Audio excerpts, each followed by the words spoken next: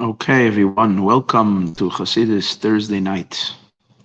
I want to thank first, before I begin today's class, I want to thank the sponsor from um, last Monday's class, because I asked on Monday that if anybody wants to sponsor the class, someone responded.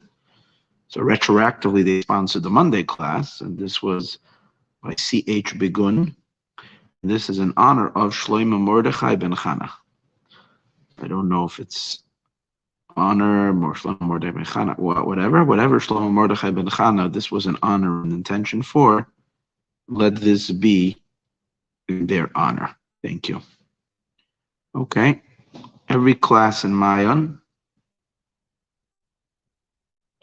is always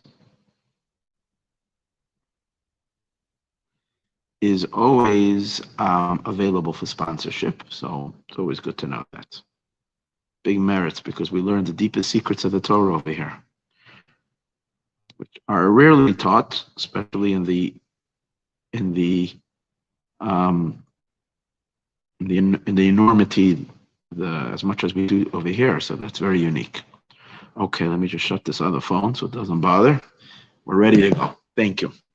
So we are holding over here. We've been doing, I think, 4 classes. 2 classes we learned the discourse itself, and 2 classes we're learning the explanation on the discourse. And this is, although this week is Parshas Vayera, we're still learning the mimer of the conclusion of the Torah Tziva, Lanu. But as we discussed in the previous weeks, we are learning this as an introduction to the Torah study of this whole cycle. We just started a cycle. We're 4 Torah portions in, and yet we're still preparing to study. We have a much deeper understanding of the Torah that we're learning, the enormity of it, the awesomeness of the Torah. And this was the discussion that we had in the past couple of weeks. So officially, we're supposed to finish tonight.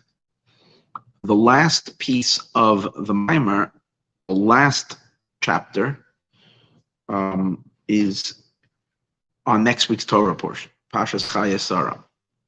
And it gives a phenomenal understanding in a story of next week's Torah portion. What's it doing in Parshas V'zos HaBracha? The Rebbe, our Rebbe, discusses why his great grandfather, the Alter Rebbe, put an explanation of Parshas Chayei Sarah, and he chose to conclude the book of his Likutei Torah. It's not the last piece of Likutei Torah, but it's in V'zos HaBracha. It's pretty much very close to the end with that story, because that story, the story of Yitzchak and Rivka and their marriage, is really very much the summarization of the entire Torah. But that last piece I'm not going to do tonight, simply because I didn't prepare myself well enough. The challenge I have is that next week I'm going to be out of town, and but it doesn't mean that I can't give the class. I would like to give the class, just figure out at what time to do it. But that last piece, I definitely would like to finish up Be'ezus Hashem next week. So that's the plan. Hashem should help that we should get that done. Okay, especially since we've spent 4 weeks learning this discourse, I don't want to leave that piece, which is so fundamental and so powerful as it looks like, to be left without being concluded. So that should be the conclusion of this mimer. We also left out a whole Sif Daled in the mimer itself. Now this is again the explanation of the mimer. That's the mimer. And the reason I left it out was because it was very cryptic and it was in a parentheses, which means it was from the Tzemach Tzedek. And not that from the Tzemach Tzedek we shouldn't learn. We should learn. It's just it was a little too much, and I didn't want to throw the whole topic off, and I didn't delve in to figure it out myself. So we'll see what we're going to do with that Perek Dalet. Maybe next week we can, if we finish and we only learn a smaller piece, maybe we'll be able to combine that and finish Sif Dalet of the first, so we have the complete discourse, a nice couple of pages of Likutei Torah, all done. All right. After all that being said, Now we're ready to go. We are learning over here in all these discourses about the flow of divine wisdom, of how does godly wisdom, which we call the Torah, come to the world. So we learned that there is two stages. First stage is there is a revelation emanating from the supermind, which is beyond the divine intelligence even, the source from where intelligence comes from. He referred to it as Chachma Stima, the concealed level of Chachma. In Kabbalistic terms, it means Chachma, the level of Chachma, which is rooted in Keter. That means Chachma where it is still a subcategory of Keter, meaning it's not an individual attribute of Chachma, but Chachma as it is still included in the crown. What is crown? The level of crown represents a level of pre-adjustment. The level of crown is the level of the Or Ein Sof, the infinite light. That's why it's considered a crown in circles. So the crown, and also the crown represents something that's very high. Not just as it encircles the head. So the idea behind it being, the idea of Keter is a level of the Or Ein Sof. And because it is Or Ein Sof, the infinite, however, if it's the infinite, just call it the infinite. What is the idea of Keter? What is the idea of crown? A crown is a crown to something, which means it is a surrounding element that is surrounding something. It is encompassing something. What that means is that the pure infinite, where the infinite is infinite onto itself, and isn't in any way relatable at all to to finitude, to any level of creation and world and so on and so forth, that is not referred to as Keter. That's the Or Ein Sof b'fnei atzmo, the infinite by on its own, or as we might just say, God Himself. When we say Keter, we're referring to the infinite already stationing itself to be a source for a later creation. Now, obviously, it's not a source for creation because it's still infinite. The way Hashem produces a finite world is by first limiting Himself, His energy, where God limits Himself into a limited force, into a limited being, so to speak. When we say limited, we don't really mean limited in the regular sense. We mean limited in the fact that God assumes or vests Himself into a certain definable entity, albeit remaining an infinite being, but an infinite force of compassion, or an infinite force of love, of kindness, or an infinite intelligence. It's still divine, so it's infinite. It's not creation, but it yet has already definitions. In general, that whole dimension where Hashem has contracted Himself into some limited, definable state of being, that is where God is called man. And in general, that's the range of what we refer to as sfirot, attributes. And when we say attributes, we mean attributes from Chachma and downward. 10 sefirot, from Chachma and downward. So even though when we speak about intelligence, it's infinite intelligence. It's not human intelligence. It's not even celestial intelligence of angels and so forth, because they're all creations. This is infinitely beyond creation. This is God's intelligence. But the fact that He can, actually in this week's Torah, or Parshas Vayera, the Alter Rebbe, in the Sefer Torah, or which is the other volume of the book that we're learning now, has a long discourse on the concept of the 10 spheros. Pasach Elio, it's called. It's where he goes through the concept of the 10 spheros. What is the function of the spheros? We learned it once. Obviously worth learning again and again and again. But that's the idea. Sphirot are already contracted formations of godliness. Keter is a preparatory stage for Sefirot. It's not Sefirot yet. It's a preparatory stage for Sfirot, and therefore it's still considered Or Ein Sof, infinite. The only thing is, it's the infinite preparing to project finitude or project personality. Now, being that it's the infinite preparing for the emanation of Sfirot, all right, follow along. Being that we're talking about the infinite preparing for the projection and emanation of attributes, for that reason, we can already subtly talk about attributes in it, because from it will come attributes, so therefore we can speak of attributes in it.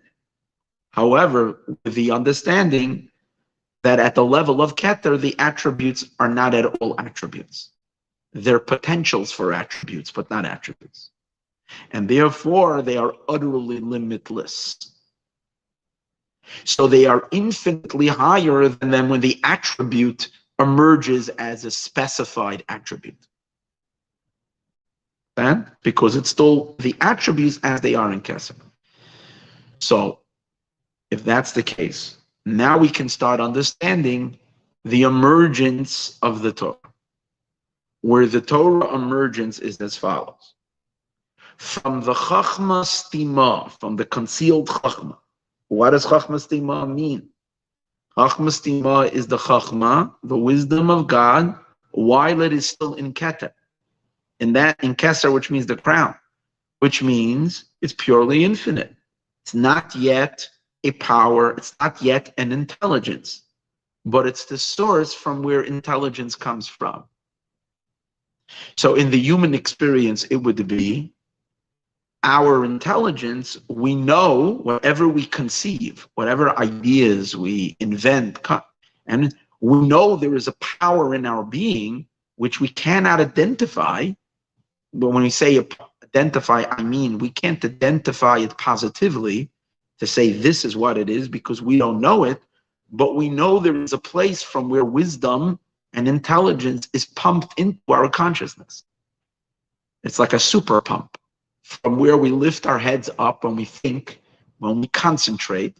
And when we concentrate, we're banging on the door of that place that it should release an idea. It should release something from and that's where it's pre-creative, where the creativity takes place and ideas emerge. Once the idea emerges already, it's already a definable concept. It's already something. But this is pre. And that's why this level is still called ayin nothingness. So from God's nothingness, from there emerges the divine intelligence. Or is the divine intelligence. However, let's understand something. This is what we discussed last week. The relationship of an idea that emerges into the conscious mind from the pure potential power of the soul to create ideas, or we might call the intelligence within the super soul. When I say super soul, I mean the soul as it is above our consciousness and our experiences. Right? The soul she is still in her full purity, as a simple power that is undefinable and therefore unidentifiable to us, as opposed to our conscious faculties. So the super soul's intelligence is really called pre-intelligence. But the reason I'm calling it intelligence, it's because the pre-intelligence, but yet a force that will produce intelligence. Okay, that's the idea. So we can understand that a flash of an idea, what makes up either one concept or maybe even our entire intelligence, which could be put together from, let's say, if a person is a very intelligent person, let's say they have a library, if you might say, of 50,000 ideas. A lot of ideas. Think about it. I don't know if every person's got 50,000 original ideas, probably much less. But imagine someone who's got a lot of wisdom, a lot of intelligence. But how can you compare that to an infinite pump that can produce endless, infinite concepts and ideas, infinite insight? So it's nothing.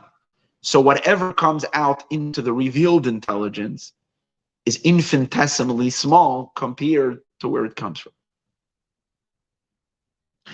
And that's why we understand that the Torah is called novlos. The Torah is called the dropping of the Chachma. Chachma Shalamayla, the supernal Chachma, that's the Chachma of Keter. That's the wisdom of the Orient Sof. That's the predefinable Chachma. From there, sort of like spits out. And we learned last week, that's why it's called Vizarach Miseir. It comes from the hair. Just like what we can imagine, how much of a person's brain power can actually squeeze itself through and come through one hair tube. We will have to admit that it's, in Yiddish we say, garnished. Garnished be garnished. Nothing of nothing can squeeze itself through such a minute little channel, of a hair. How much can come through? So the entire Torah is considered noivlois. It's one little drip. But we're not done yet. We're not yet done. On this level, that's the emergence of the Torah. And you know what that really is? That is like the energy of the Torah before you can see any words. Or you can even begin to see anything. Just like an idea, when it flashes in its initial light, you don't see any letters. You don't feel any words in it. You just see you see an illumination. You were once in the dark and now you have clarity. But what exactly? You don't hear words yet. You just hear an idea. After the idea kind of sits a little bit in the creative mind and it starts moving into the analytic brain, into the left side of the brain, which means it starts passing from the Chachma to the Bina, that's when you can start sensing words. There are words there, but the words were very subtle and they blended very much into the energy. What are words? Words are containers, definitions. Freezing, that freeze the energy into a form, as opposed to the fluidity of the energy in its original form. And once it starts solidifying into letters, into chunkable pieces, that's the idea of letters, containers. So that emergence of letters, but that's the idea. When we start seeing the written letters of the Torah, it's a divine wisdom, but the fact that it's already being seen as words, and remember, let's not forget what we've been learning, that emergence itself has 4 stages. Because first it emerges as a song, as a pleasure, then it drops down into vowels, which are the pronunciations, and it's becoming a little more solidified into the kamatz, patach, and when you realize each time it's descending, it's an enormous downgrading of the energy. It's an enormous distilling of the energy as it descends from a song. It's like the initial flash is just a song. It's a pleasurable experience.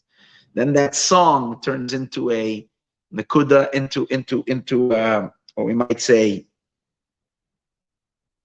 vowels. From the vowels, it goes into tagin, which are the crowns, and finally from the crowns they emerge into real letters and words.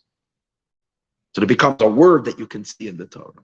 So we're getting very, very, very, very, very limited vision when we're looking at the Torah for what's really there.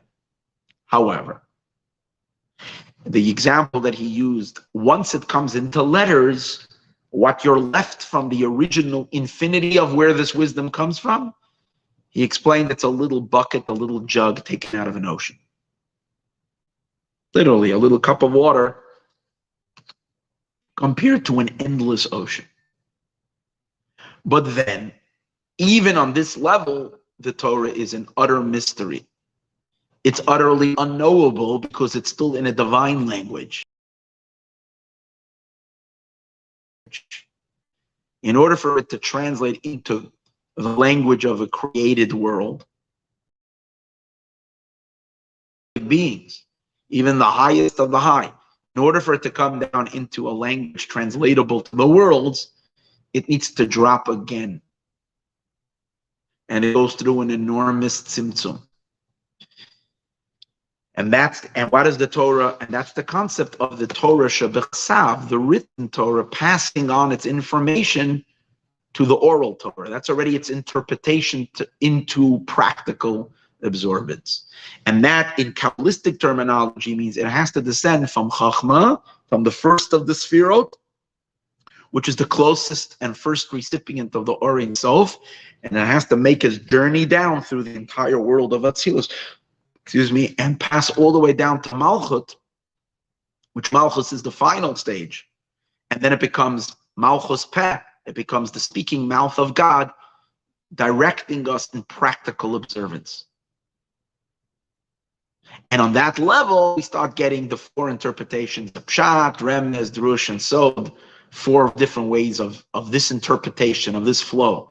And in each one of them, there's 600,000 interpretations on Pshat, on Remez, and Drush, and Sod, as it's funneling its way into a revealable state of comprehension to the worlds, to the actual creations. But this transmission from the from the written Torah to the oral Torah is again just a tiny little drop in the bucket. And that's the idea that Eliezer, going back to what I mentioned earlier, says to Rivka, after she has a bucket on her shoulder, pour for me a tiny little bit.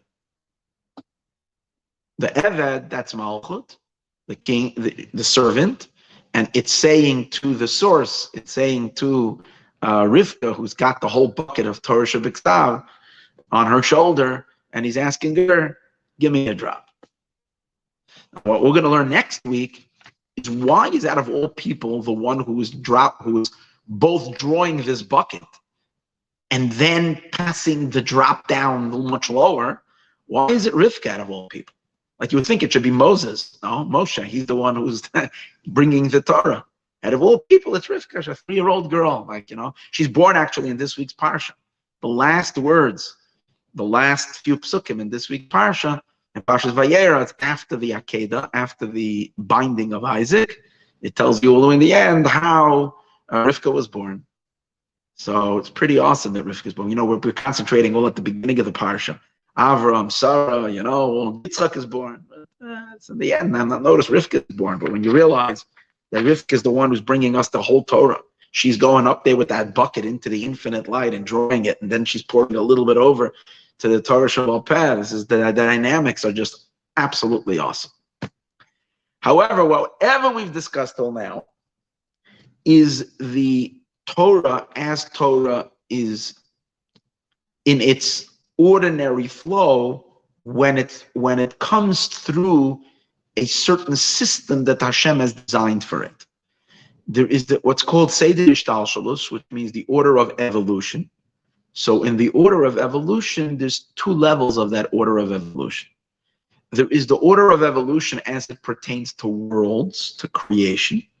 When God creates the worlds, he dims his creative energy through a process of myriads of dimmers and filters and screens and diminishment after diminishment, filter after filter, distilling after distilling his energy until he creates a world.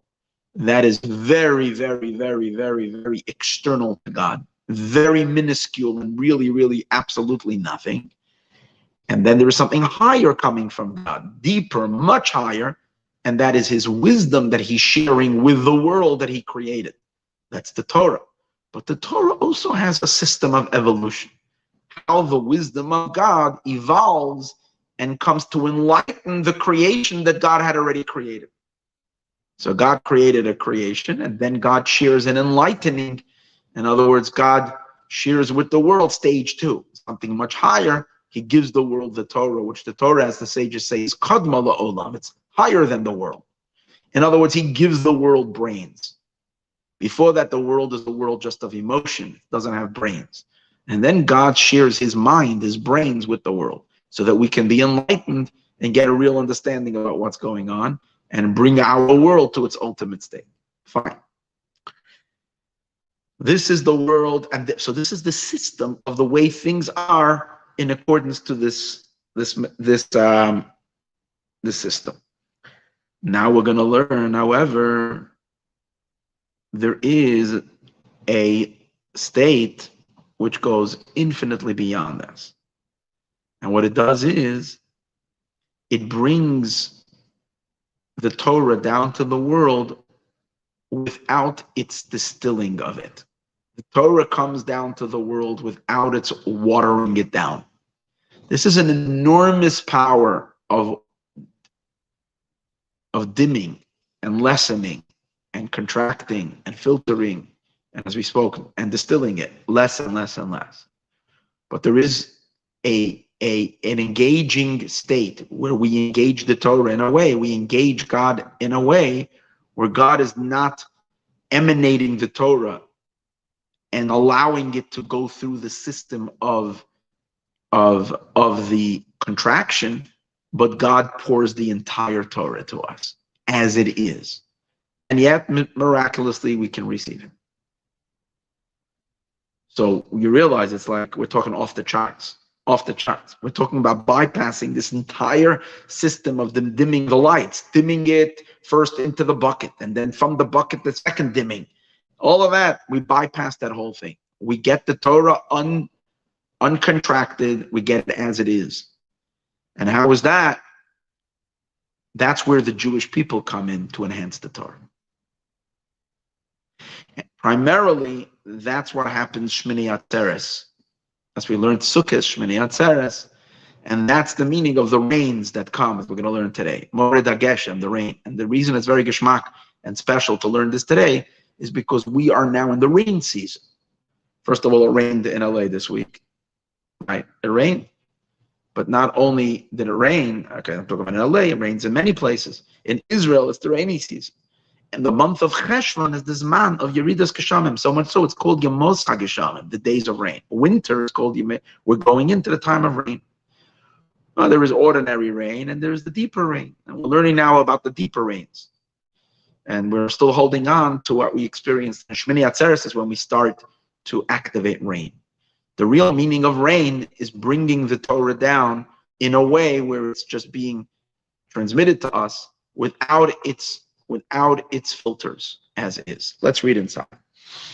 Oh, so this concept is the upgrade, the difference of the Torah going through its normal possession, its normal evolution, and the Torah then being given to us as is. Obviously, we're not conscious of it because we couldn't handle it. But the fact that it's still being given to us, it's almost like God is planting seeds of His essential infinite wisdom, like a seed. The seed is compact. It's all in it, but it's a zip file. Everything is in that seed. God is like imbuing the entire infinity, not just a ray of Him. He's giving it all over. That idea is the concept of us being of the Torah being upgraded from a state of betrothal. There's all the stuff that you remember from the earlier class, from a state of betrothal to a state of complete marriage. What's the state of betrothal? So we learned that when a man betroths a woman, he's giving her a ring. By giving her a ring, what is he giving her? He's giving her a little bit of himself. He's shining his light upon her, but he's only giving her a ray of himself. However, after she receives the chuppah, after she receives the ring is called Kiddushin. Soon in a minute, why it's called Kiddushin, spiritually. Then by having that, she can now prepare herself for something much, much, much, much deeper. The purpose of marriage is not that she should remain an external recipient of his, but that she should become completely unified with him. As great as the distance might be and the gap between him and her, she becomes completely one with him. The vessels and the energies merge together completely. The infinite and the finite merge together completely. And that's the idea of how can that happen? If they're so vastly apart, then how can they come together and become unified? For that we learned to precede that unification of absolute oneness which happens, the unification happens in their intimacy, in their marriage, in their intimacy, where they become totally one. So much so that they together are co-creators in a child, which means him and her are now absolutely become one entity in the child that they produced. So you see the complete emergence of the DNA, of the essential DNA of him and of her. They become completely one. So what enables this to happen? If we say before it's impossible, she can only receive a little ring of his, nothing more, a little gift, a little external ray. The answer we learned is, for that they first have to, both of them have to step under a chuppah. And when they step under the chuppah, because the chuppah, which is a canopy, represents something higher than him and of her, and that it equalizes them. So they're now in front of something that is beyond the gap that exists between between him and her has been bridged. Not because it's bridgeable, but because compared to what is beyond both, you don't notice the difference between the two, and that itself becomes that bridge. And once you have the bridge, now he can give himself over to her. In a sense, the going under the chuppah humbles him and lifts her.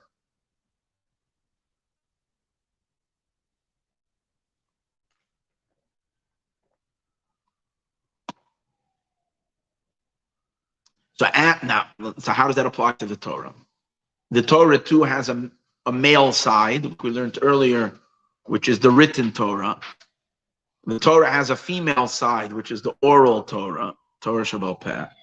Chachma is the male Torah, and Malchus is the female Torah. And now for Chachma and Malchus to join together, impossible. The best he can do is throw her a little ring. And those are, we spoke earlier, the 2.5 million interpretations of every pasuk of Torah is a little ring. It's not really capturing the Torah. It's nibbling at the external, and not even getting even a nibble off a crumb. It didn't even nibble off one little crumb, like we learned. It's nothing. That's all that it is. It's trying to take from it, but not really much.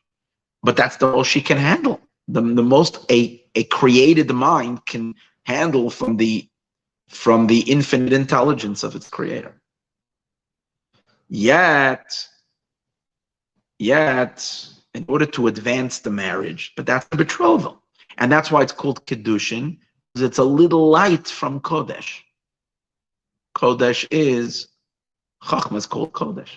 A little light from Chachma coming to Malchut, Kiddushin. He is emanating Kodesh to her. So he's sanctifying her. But now they're ready for stage number 2. Chachma and Malchus, which means Torah Shebiksav and Torah Sheba'al Peh, both go under the chuppah, under the canopy, which happens every Chag, every Yom Tov.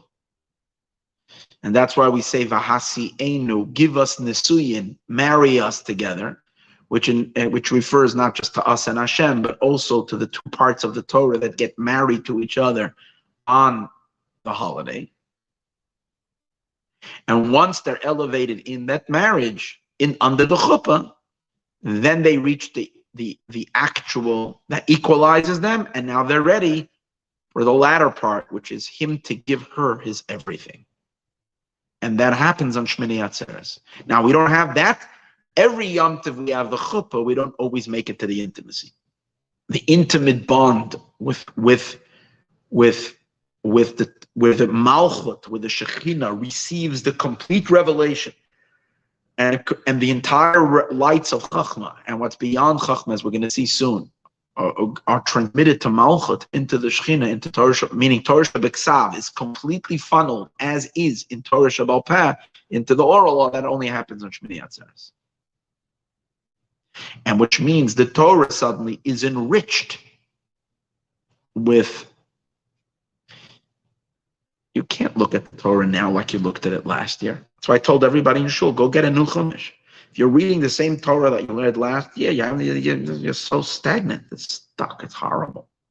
The Torah is a living organism, especially after every Simchas Torah. It's wow. It's pumping with new light. It's crazy. I actually got a new Chumash. I'm using now this year the Steinsaltz as a new Chumash, and it's great. It's very not esoteric. It's as simple pshat as you can, but I'm enjoying it immensely.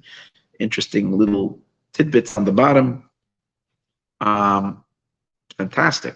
So this year, at least, I'm going to try to do it every day. It's a much slower process than I'm learning the Chumash every day. It's great. It's so good to have a new Chumash every year, so that there's always, you feel the freshness, you see the newness. In addition to that, stop for a moment and see what the Torah speaks to you today. What you never saw before. You can't get the Torah, there always has to be something you never noticed. Because it's new. It's the energy flow in it is like crazy. And primarily that's after Simchas Torah. Let's read inside. In name of Ulamayla, we're holding Siv Gimel. Behold, this is on page 190 in Likutei Torah. In name of Ulamayla, it is explained earlier, Torah Shabbat Peh, Torah Shabbat Torah Shabbat Peh. The written Torah and the oral Torah, Nikrachas and V'Kala, called bride and groom, or groom and bride. And therefore their relationship, everything that we discussed, which is the ordinary evolution from the infinite, from the Chachma Stima, from the concealed Chachma, to the revealed Chachma, which is the Torah, the written Torah. And then the further evolution, which involves an enormous distilling from the Torah Shabbat to the Torah Shabbat to the oral law, is Kedushin. This is only the level of Kedushin, Ve'erusin, which are both language that is used by the sages for betrothal, which betrothal means they're connected, but they're not yet completely unified. He is still much bigger than her, higher than her, and not a much, and therefore they haven't become one. Kamoisha Kedushin, just like Kedushin, Hemrak Nesinas Tabas Kedushin. Just like in the betrothal, in the Kedushin, in the sanctification of the woman, what happens? All that happened was the giving of the ring of the Kedushin, al derech mashal, which is by way of analogy, shidavar muet. He gave her something. The value of a ring doesn't have to be more than a pruta. Pruta is, I don't know, in today's days with inflation, I'm not exactly sure what a pruta is, but it's not a lot. Probably anywhere up to $1, maybe less than $1. It might just be 50 cents or 30 cents. I'm not exactly sure. That's it. So it's not like an expensive diamond ring. We actually don't use diamond rings, the minhag. We used to try to use a gold ring or a silver ring, rather. Which is a small thing.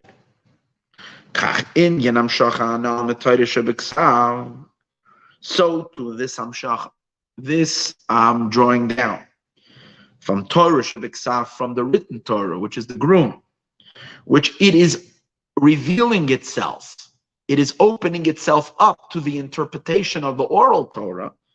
All it is a ray, mimenu, like we said in the earlier piece. Ma'at mayim. The servant says to Rivka, "You got the bucket, you got the written Torah, you got the divine wisdom. I'm trying to interpret it to my constituents." That's what Malchus, the servant who is really the king, like you see David HaMelech, I mentioned last week, is both the king, but he also calls himself servant, because Malchus is both servant and king. So to the worlds, it's the king. To the infinite, to the higher sphere, it's the servant. So Malchus is, and what is a king really? He's the servant of the. He's really in service of all of his people. So the servant says to Rivka, who's in charge of the written Torah, he says to her, "Give me a little bit of water." That is drawn into the oral Torah, Nikra Kedushin. That is called only Kedushin, which, as we said, Kedushin means it's only a little ray. However, when it comes to the 8th day of Sukkot, which is the 2nd days of the holiday of Sukkot, that we had less than a month ago, which at that time in addition to, we pray for rain then, it's a nice holiday, but we also at that time celebrate the joy of the Torah. It's called Simchas Torah. He's going to explain why is it Simchas Torah? Because the Torah is then enriched without an end. Simply, we understand it to mean we are rejoicing with the Torah. It's our joy with the Torah. Now, why are we rejoicing on the simple level? Because we just finished reading the whole Torah, so we're happy with it. We read it. We think it's pretty awesome. And we say, let's dance. This is great. Let's try learning it all over again. And we start all over again. But that's the simple meaning. But that's why it wouldn't be called Simchas Torah. It would call,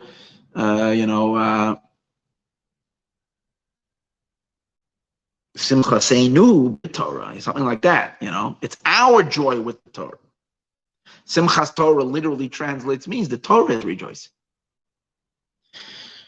That's now we understand. Because what's going to happen right now is we're going to move from betrothal to intimacy. So which part of the Torah then is happy? The oral law. So you think the Torah, so we would then say, who's dancing? Not the Sefer Torah. The Mishnah, the Talmud, they're all, in shuls, no one's paying attention to them. They're all, Simchas Torah especially, they're all in the bookshelves, and we're busy dancing, saying l'chaims and having a good time, swirling and jumping and making. We're not really studying the books.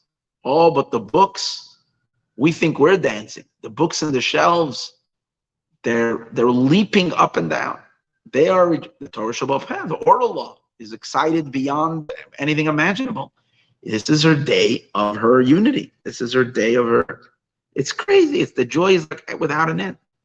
But if that's the case, why are we dancing with the groom? We should dance with the bride.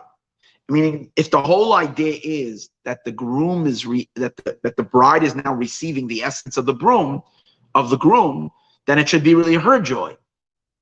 And we're going to say no, because this enormous enrichment is not just to her.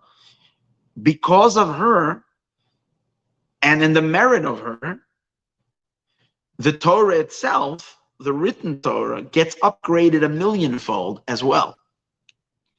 He becomes enormously greater. Why?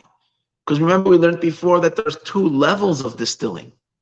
One is pre-written Torah and one is pre-oral Torah. When we are now saying that we're going to give it all, that the entire essence is going to be revealed, it's on 2 levels. The essence of the Chachmas Tima, of the concealed wisdom, the essence of the ocean is going to be revealed in the bucket. So the bucket is now going to receive and concentrate in some unbelievable manner the entire ocean of wisdom, of pre-wisdom of God. And this is of the Keter light, of Chachmas Tima. And that entire enriched bucket with the essence of the infinite ocean is now going to be poured over to her. So both of them are rejoicing. Chassan and Kala, husband and wife, are both in an infinite joy. Now you'll say, it's all about a marriage from him to her. Why is he upgraded then? So he's going to explain it now. We're going to see it soon. We're going to understand. And this is why we say, now this idea that now there is a intimacy taking place is actually, shouldn't see, all these mystical things are part of our literal practice and observance. It's even though we're dealing with the most abstract ideas that for thousands of years no one knew, no one spoke of. Definitely not regular people on YouTube. No one discussed these secrets. It's awesome that we get to talk about these things. We don't even realize the craziness, how messianic the world is already that we can talk about this. But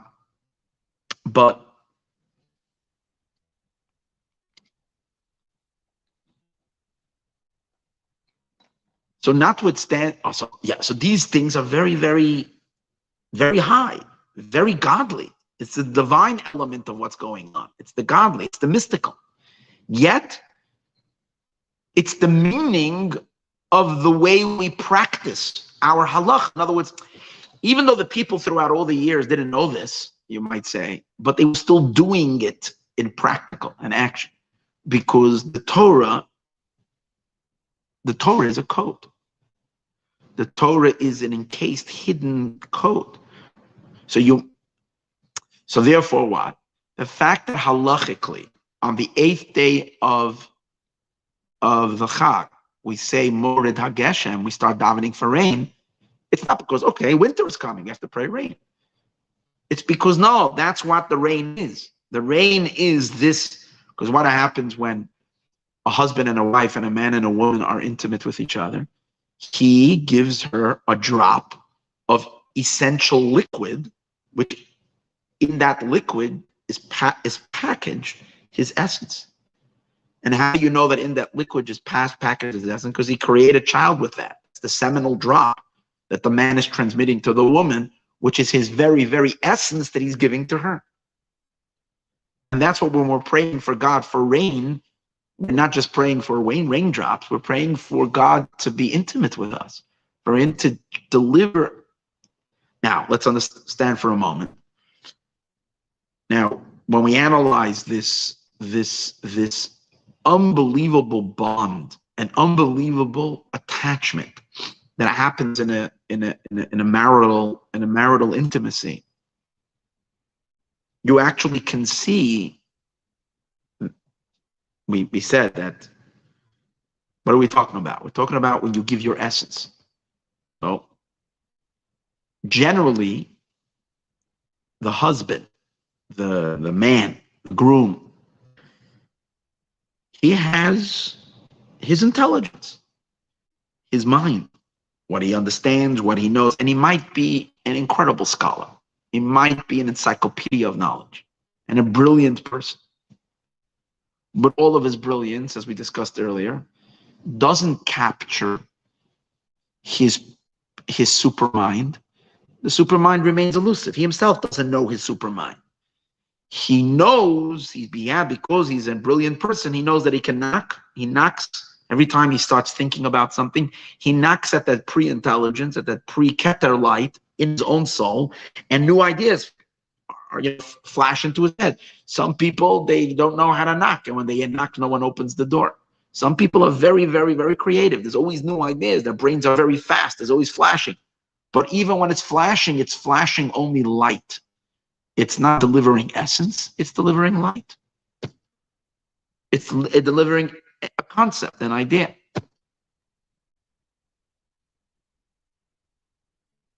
So they have no access to consciously conceive, understand, and experience their very own essence. Your very own pre-intelligence, you don't experience it. It's there, but you don't. And therefore, let's say he would sit down with his wife, that he loves her, and she's his bride, and he would sit with her all night long, and he would share his ideas with her. And maybe she would think it's very romantic and very beautiful.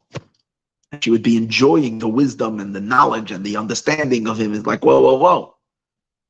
But that's not the point. Why is it not the point? That's not what marriage is about. Because marriage is supposed to go much deeper. It's a bond where he will give her not his light, not his emanation, not his brilliance, but he will give her his very self, the self of his soul, which produces the brilliance. But how can he give it if he doesn't even know it? The answer is he can't give it through intellectual talk, because that intelligence is just light. It's not the substance from where the light comes from. Only God in his infinite wisdom enabled the possibility to transmit your very essence. And that is in the transmission that is given over from a man to a woman in their intimacy. Where is that seminal drop coming from? It's being drawn from the core essence of the person. And how do you know that? Because the child that will be born is not going to be born with knowledge, with information. The child that is going to be born with a brain to create knowledge. and is going to be born with a soul that could be just as creative as the Father and maybe even surpass the Father in its creativity. Where is the child getting it from? From the father and the mother, but it's not getting it from the external part of them. It's getting it from their essence. So here's the magic. A person doesn't tap his own essence unless he's giving it over. And when he wants to share himself, that's when he gets to experience it. And that's also the reason why a physical intimacy is so pleasurable. Why is it so pleasurable? Because you're actually opening up yourself to a level of your being, of yourself, that you never tap. In other words, we know when you have a creative idea, there is pleasure. It's why? Because whenever you're opening up for energy is pleasurable. Life is pleasurable. But you're only getting a ray of life, so you're only getting a ray of pleasure. The pleasure in an intimacy is so much more intense. The reason is because it's the only time you're actually capturing the substance of your being, and that is coming to revelation. Not a revelation that you can understand it because it's beyond understanding. You're giving the source from where wisdom comes from, the source from where emotion comes from, the source you're giving yourself.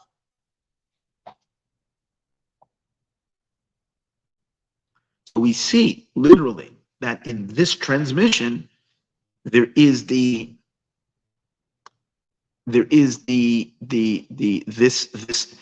in our words, in other words, the person is now transmitting from their keter, not from their revealed powers, from their keter, which is their essence. And that's the meaning on a divine level, when God is giving himself to us, and that's what we're asking for, Moirid HaGeshem. That's what the rain is, that we're asking for on Shmini Atzeres. So this is on a whole different level than anyone has ever thought of. Now let's read inside Moirid HaGeshem, the drawing down of the rain. Hamshacha, this is the drawing down.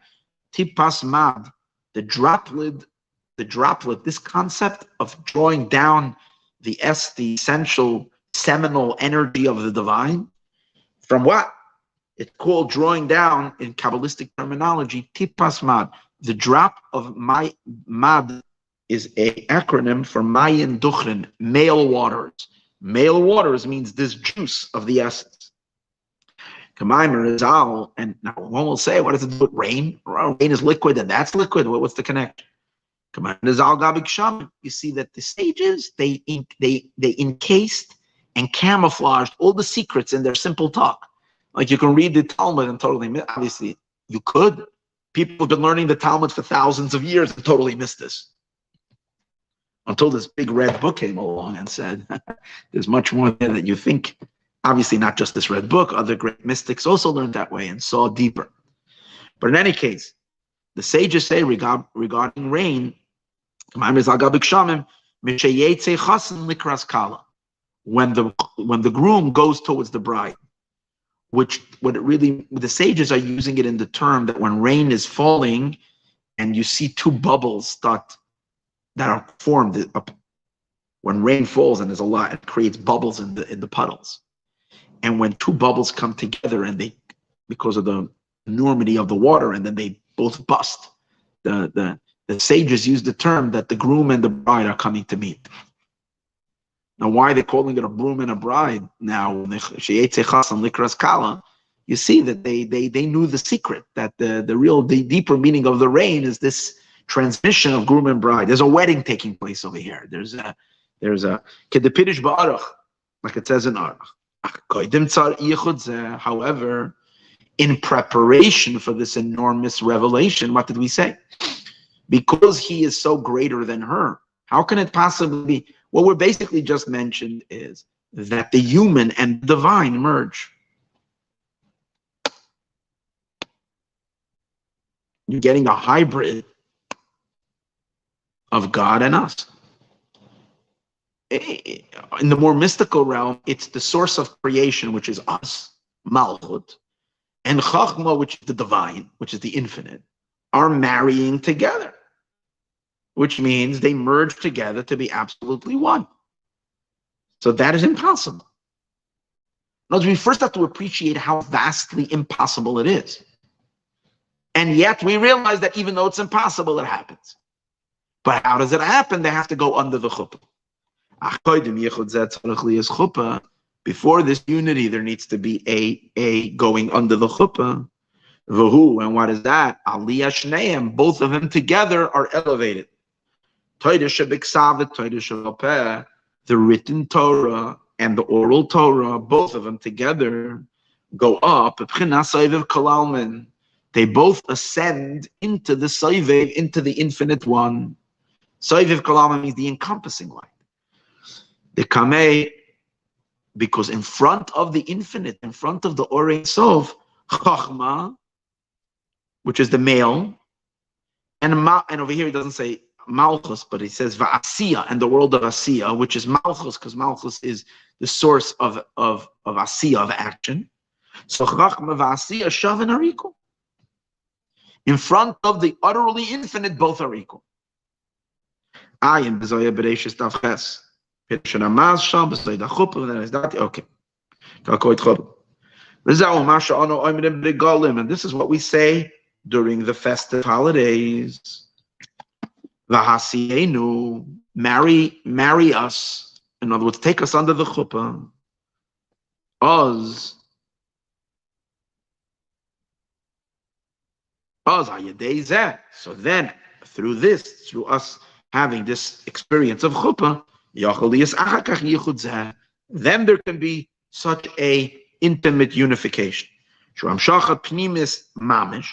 which means a complete giving over, but not giving the external of, where he is not giving his externality, he's giving his essence. Not only a ray, Kamaya Kedushin, which is the first stage of the marriage, which was only a ray on Eskalea. The Inyan, and the idea is as follows. Now he's going to explain this, what we've been talking about. The Inyan. What does it mean in Torah? What does it mean, a unity between the male and female aspects of the Torah?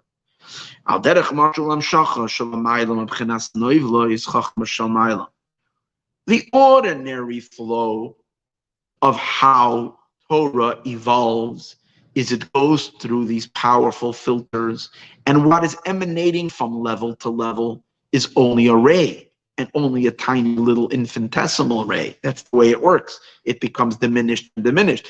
So much so that we say regarding the Torah that it's only noivlois, it's only the backdrop, what falls like from a tree, like a few leaves that fall down. That's all that it is.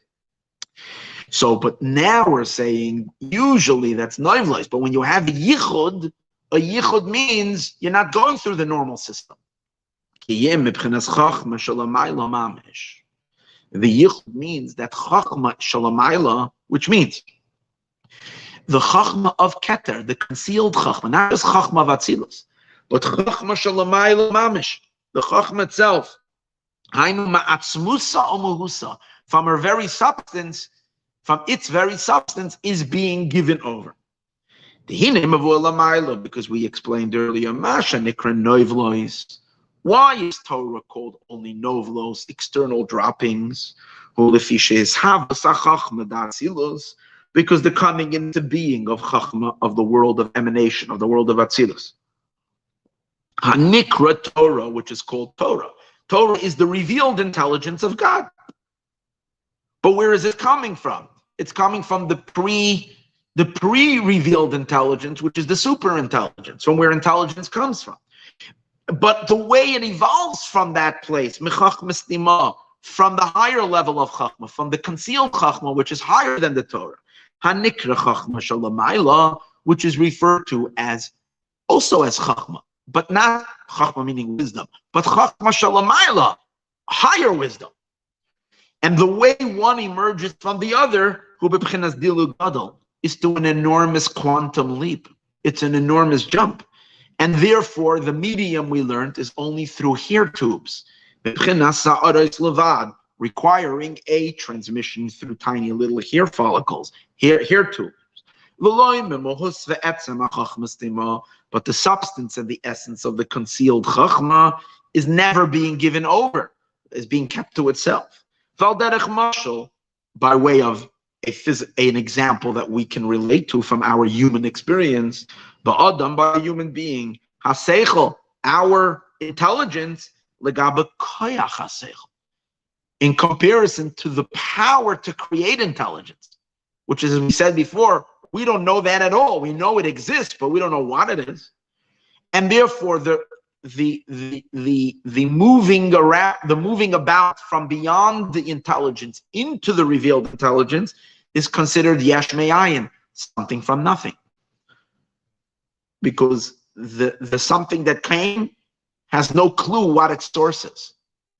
She'ein etzem koyach haseichel mizgala v'nimshach klal, the essence of the power of the intelligence, or when you say the essence of the power of intelligence, meaning the power that creates intelligence, that essential power is not revealed, is not drawn at all, is not revealed and not drawn out at all into the revealed intelligence, that which is coming about into actuality. And it's not like, this is what we discussed last week, it's not like the relationship between the intelligence and the emotions, where over there, when intellect flows into emotion, they are linked up in a way where one flows into the other. When you're experiencing an emotional excitement because of some idea or something that you've learned about, or phenomenon that you found out about that got you excited, we can see and identify a continuous flow between the idea and the emotion. We can see it's not something from nothing. It's very clear. Where you can speak about it, you say, where is my excitement coming from? I know I got excited because I read that book. I took in that information, and now that I had information, and I say to you, read that book. You think I'm crazy because you didn't read the book. Read the book, you'll also get excited about it. Right? So what does that mean? You can trace the excitement into its origins of the intelligence of the book. The information produces the excitement. So it's not something from nothing. But when it comes to a concept flowing from the pre, we know it comes from somewhere, but we have no grasp in that at all. It's called ayin, it's called nothingness.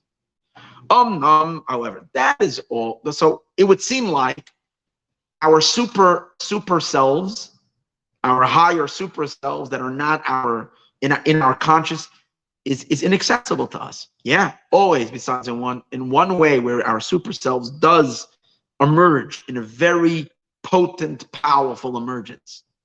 And that is in an intimacy.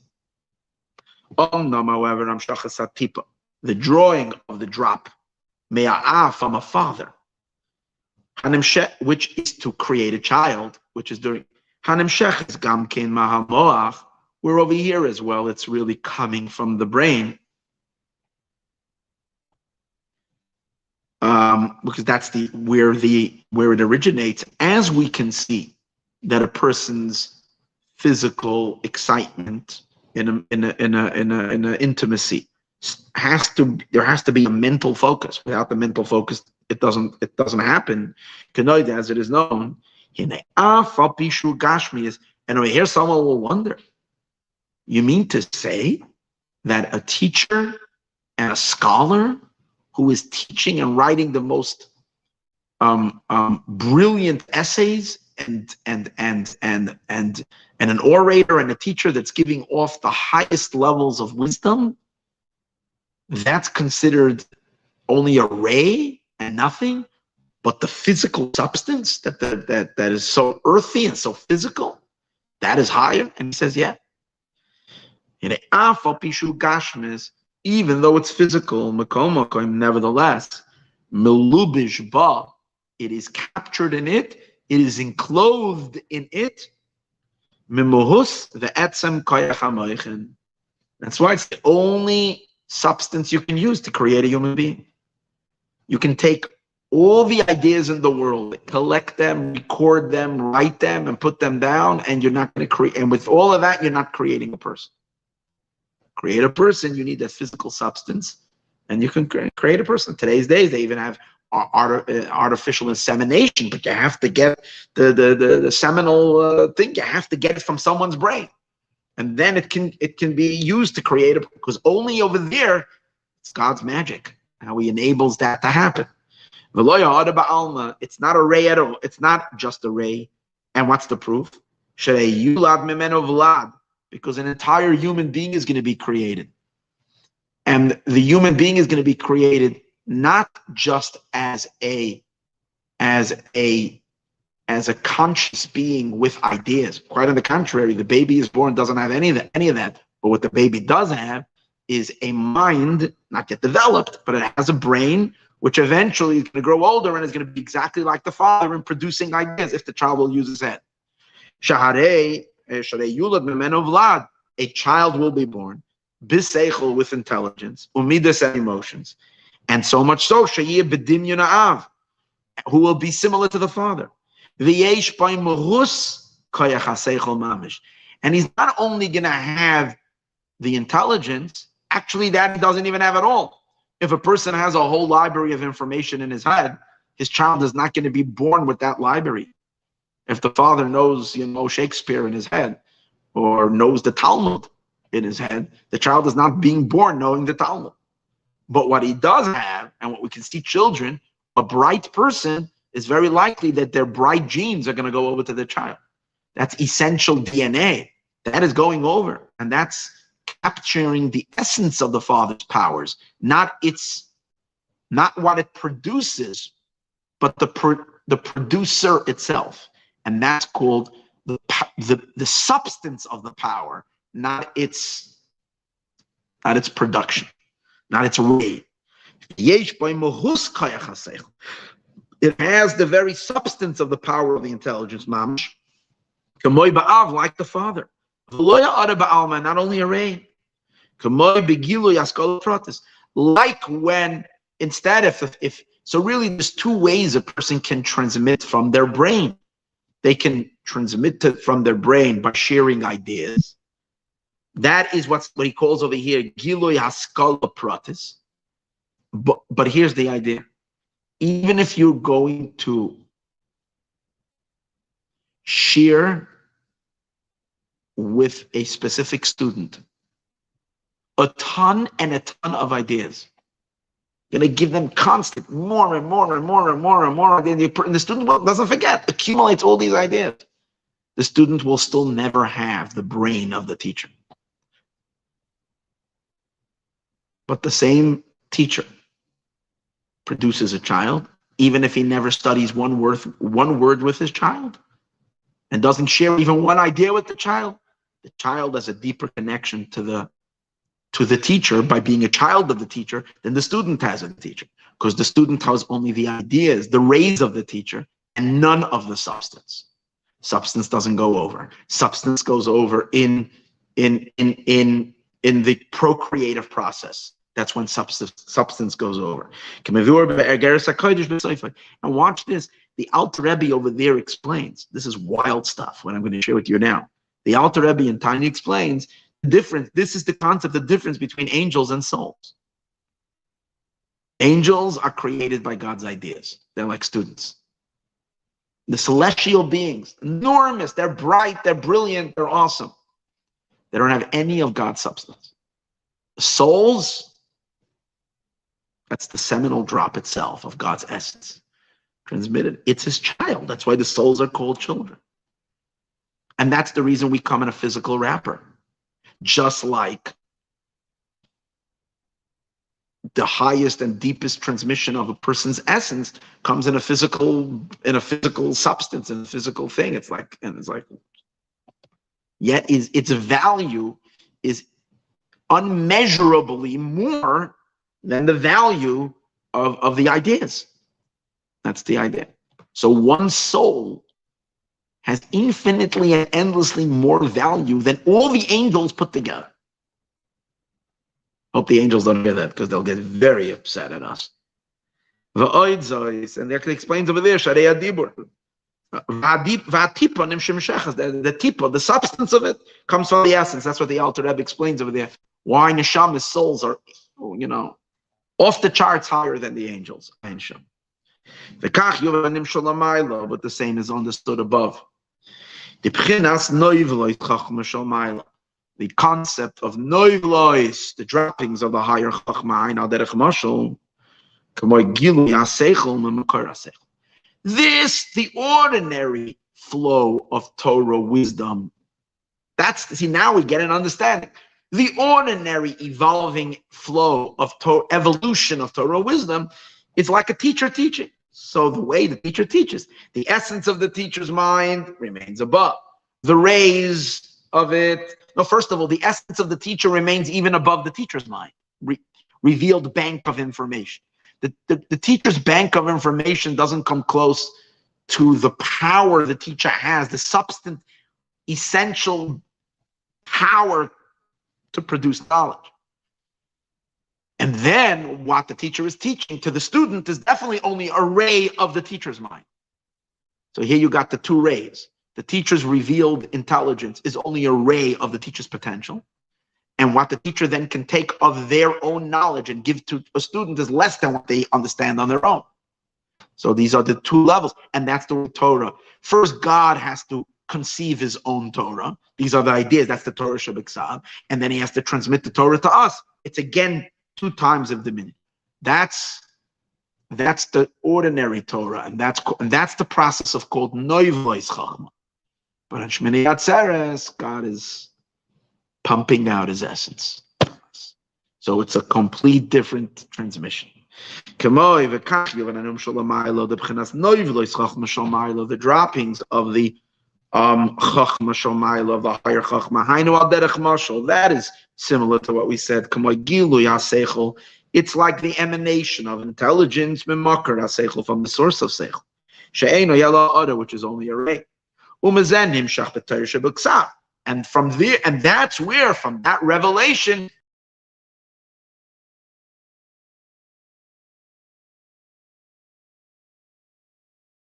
this diminishing, this distilling. How? Because only a ray of it goes into the oral Torah canal. And this is called kedushin. Drawing from the higher chachma that's called kodesh. But how does it draw? A little flash. That's the ordinary flow.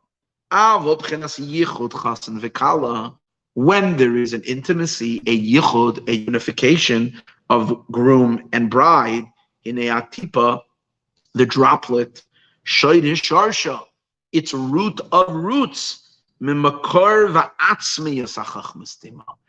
root of roots, what's being given from him to her, is coming not from the groom's revealed intelligence. That's nice for a date where he can share with her his mind and his. But now it's time for something much deeper. He's drawing of his essence of his being, his essence of his soul, his essence of his pre-conscious self. And not only the novlos, not only the dripping of it. This concept is discussed in Arizal, in Shara and Asira, with these words. Uses Kabbalistic terminology for this. The moyachila, the essential brain, the erech anpin, which is keter, the long face, which is called keter, the moyachila, which is really chachma stima, that we spoke about earlier, the concealed chachma, and that is being drawn. And who takes it? In other words, it's coming, the tipa, the drop is coming from the keter, it's coming from the pre-conscious, it's coming from the very substance of the soul. And above there, it's from the substance of the infinite. And afterwards, like chematipa, abba ve'ima, then father and machma, and father and mother. I mean, I want to say father and chachma. That was a funny way of coming out. In any case, the father and mother, which is chachma and bina, which means it processes afterwards through the intellectual mind, although it's not really revealing itself there. It's coming through it, and then it's being passed and it's being passed on to Malchus. Then it goes down to the Ze'er Anpin, which is the Chastim, the male, the Torah Shabbat, and from there it moves into Malchus, which is Torah Shabbat Path. That means that this time she's not receiving just a ray of a ray, she's receiving the whole deal. But over here you can ask a simple question. Since the whole coming about of the Torah we said before, is already the revealed intelligence of God. And that's the male. That's the male side. That's the groom. It itself only comes about through a ray. So how can he transmit to her the essence if he himself is not the essence? That's the question. If he himself, if the Torah Shabbat doesn't have the essence, he's only a projection, how can he transmit the essence that he doesn't have? So we'll see in a minute. The Isavas Torah Shabbat is only from the back, the dripping of Chachma Shalmayla, of the higher Chachma, which it comes through here, like we spoke earlier. How can you say how can you say that the Yichud is coming from the innermost of the Chachma Stima when he himself doesn't have that? And the answer is, yeah, he doesn't have it when he's a teenager. He doesn't have it when he's single. But when he's going to get married to her, he's upgraded. At the moment that he is going to marry her, he is upgraded into the essence so that he can start drawing from the essence. So where do we find he's upgraded? That's what means that he goes to the chuppah. The going to the chuppah is taking him into his essence. It's it prepares, it taps him to something much higher than his conscious self. This is now. You don't need a chuppah every time before a person has an intimacy with his wife. He doesn't have to go to a chuppah. It seems it's done once in your lifetime, once in the marriage, and it spiritually conditions the soul for this type of a transmission. Now, obviously, we all understand that the whole idea of this mating can be in a completely, it's just a biological thing that animals can have it and produce children, and people that are, just obviously, but on the spiritual realms, on the holy realms, and as it's reflecting the divine reality, it's reflected in a marriage that is done according to Torah. So since in its essential up there, it's not possible to have an intimacy in where the intimacy captures this transmission on a godly scale, unless we go first into a chuppah. So when we sanctify our marriages to reflect the divine and be an actualization of the divine, we also follow the same pattern of going to a chuppah, and only then, and that's why there's no intimacy in a Jewish engagement. You're not allowed to. There's no relationship. Until there is relationship, there's getting to know each other. There isn't, because you first have to go under the chuppah. Not just because it's nice, because it's religious, because it's modest, because it's because he can't give anything to her of his spiritual self. He's not giving unless he's going under the chuppah. Physically, yeah, they can be, they can mate like a cow, but that it's a soul connection, and he's giving of his essence of his soul into her. For that, he needs to go under the chuppah, and that's what creates it. This is the idea of the chuppah. Before they can have their intimacy, in which he taps the sovev, he goes into the keter range. The chuppah is the elevation of him and her, both of them, into the keser that's higher than chachma. And through him going there, he receives it, he taps it. Then there is a revelation from the innermost of the concealed chachma, which is called chachma stima, the concealed chachma. The chachma of keter is then revealed and touches upon and connects to the revealed chachma. The concealed chachma and the revealed chachma are hooking up, and therefore b'torah shebiksav, the written Torah, which is the revealed wisdom of God, is nurturing itself, and enriching itself with an infinite enrichment of the pre-intelligence. Once he receives it now, because he went under the chuppah, he's now giving it over to her. And from her, and from him, and from him to his bride, to her. And the interesting thing is, he doesn't get it unless the ultimate target is her. So because of that, he receives it too, so he can give it to her. And that's why we see this concept. He doesn't say it over here, but it's discussed in other places where it says, go look at the king, B'melech Shlomo, go look at the king Shlomo, at the crown his mother gave him, B'yom Chasanasa, on the day of his wedding. So the sages say that who is King Shlomo? It's referring to God.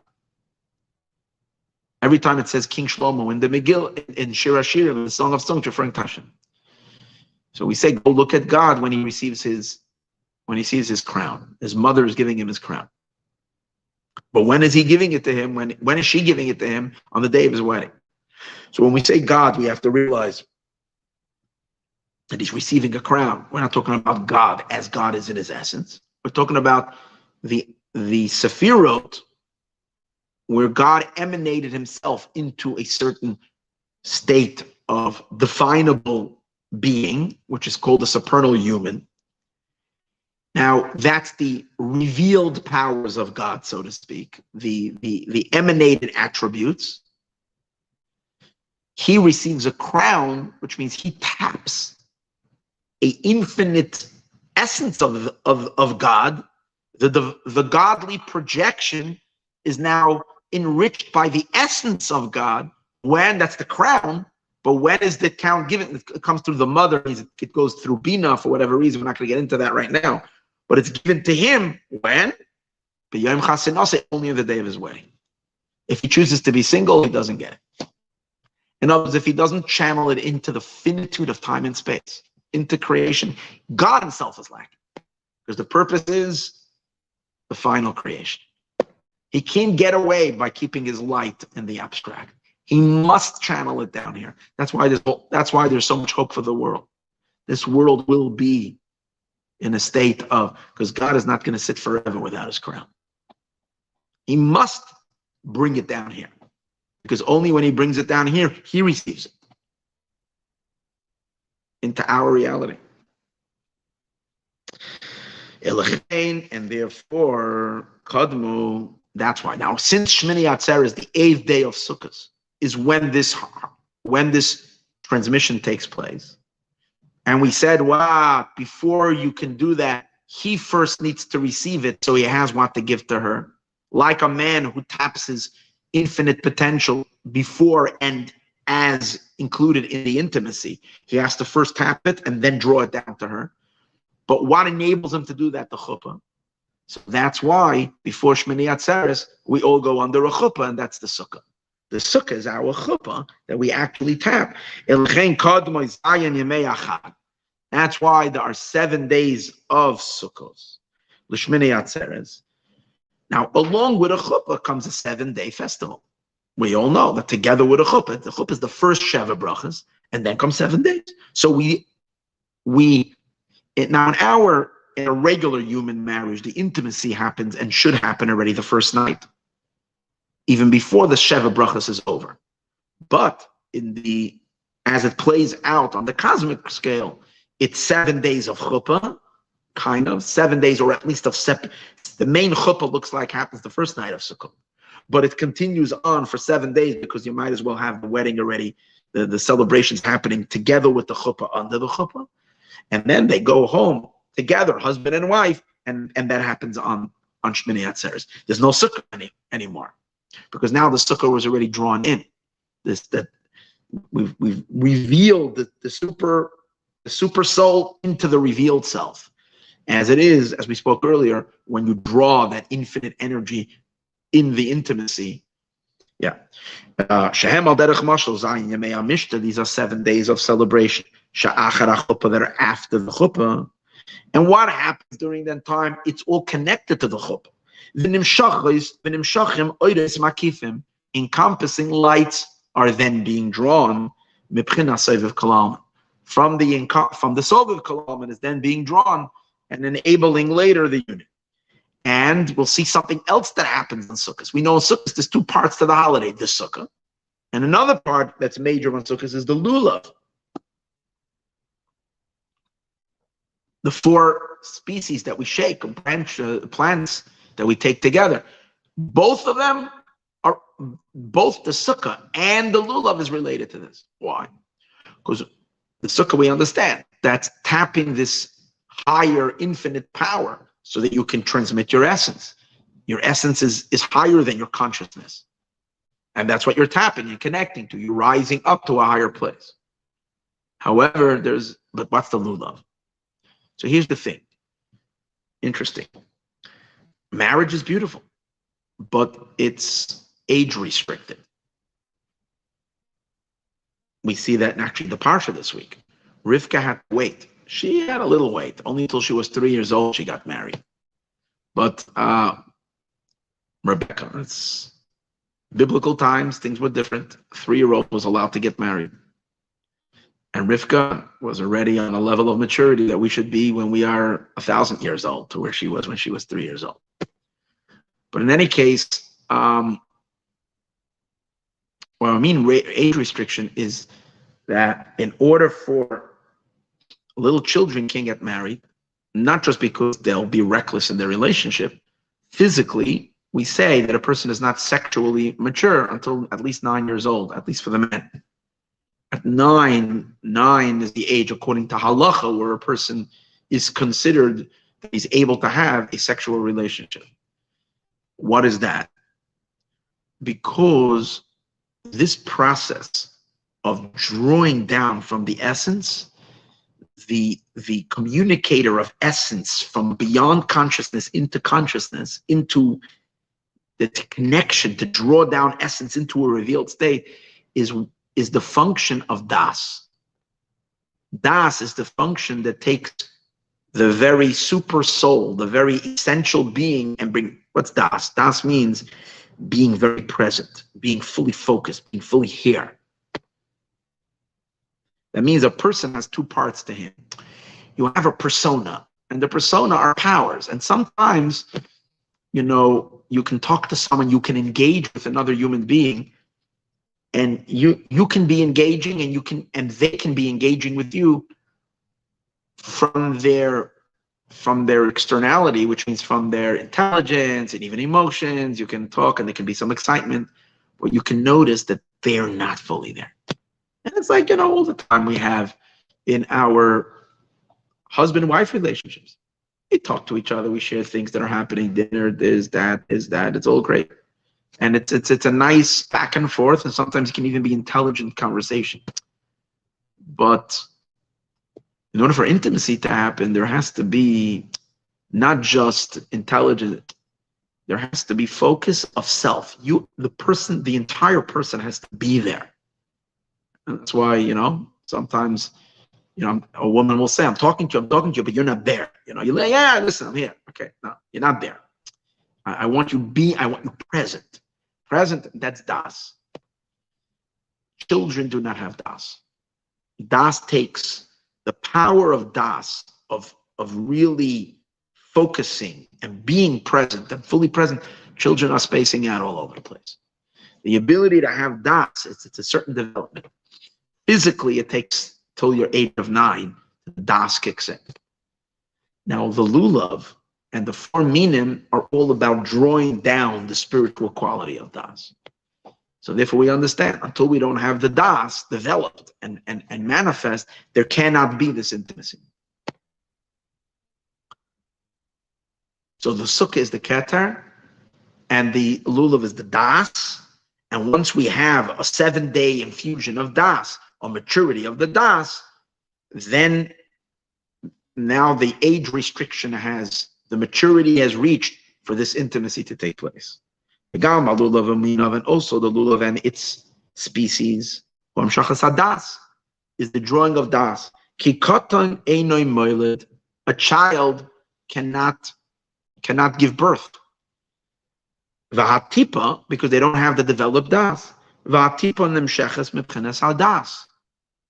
And tipa, the droplet, comes from the das, dafka. Where do we find that? When the Torah describes any type of physical intimacy, The Torah always uses the word he knew his wife. The power of das is pivotal for a marriage, for a unity. And then there can be the yichud. That's why right before every day at the conclusion of the lulav, the last verse we finish with Hashanas, we go around with the lulav, we say Laman das kalamayar. It's the word, it's all about the das. We draw the das for 7 days, and the interesting thing is on Shmini Atzeres, no more lulav, because we have it already. We have the sukkah, we have the das. Now it's time for Ava. Then there can be the yichud Shmini Atzeres. And this is hidden in the story of the Medrash, where the Medrash says, God says, I send all the guests away. Now it's only me and you. We're making a small meal. It's us together. That was it. Nothing else. No one here. It's private. This is this very, very intimate and inner drawing down. And over here, when this is happening, this transmission takes place, this is not external, the ordinary rays of Torah that come to the world. Over here, the very substance and essence of Torah is fully transmitted and downloaded. Now we can understand, therefore, who's Simchas Torah. Now we understand why it's such a joy. And it's not just the joy of her. Remember we said before, it's not just the joy of the Talmud, the oral law that's happening. He's happy because the Chumash, the Torah, the scripture itself became infinitely enriched because he now received the essence which he didn't have. The Torah itself is rejoicing, and the Torah wants to dance. The Torah can't dance, so it needs a Jew to lend the Torah its feet. And then when the Jew lends the Torah, or even better, the person carrying the Torah and the Torah become one seamless body. They're one entity. The Torah is one with us. We are the Torah, and it is dancing. So now we're going to stop for a moment. We're going to skip because there is a piece further than in the other mimer from the Tzemach Tzedek over here. The same mimer, actually, this mimer, this whole Biur that we're learning already the last 2 weeks, is printed, is here in Likutei Torah. It's also in the Sefer Oira Torah from the Tzemach Tzedek, but in Parshas Bereshis and Parshas Chayesara, because in the end we'll see it's going to speak all about Chayesara. We spoke about it a little bit, about the story of Yitzchak and Rivka. So over here, and over here it says it over here, that in other versions, this piece is actually attached over here. So, and I think it flows better if we learn it right over here. So we're going to skip a little, then we're going to continue with Siv Dalet. I'm telling you where we're going. Haggah, go over to the next column. Now we finished now Siv Dalet, Siv Gimel. Now, deep in the middle of Siv Dalet, Perek Dalet, there is about a third of the way before the bottom of the page. There's a parentheses, and the word, and it says Haggah. The first line on that, the first word on the line is the word Hasimcha b'Simchas Torah.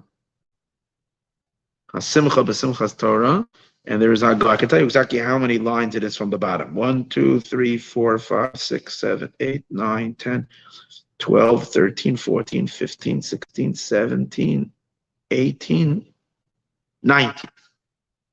19 lines from the bottom. The line begins with the word Hasimcha, and we're a Haggah, where the parentheses start. Right, you have it? 19 lines. Go from the bottom, 19 lines up.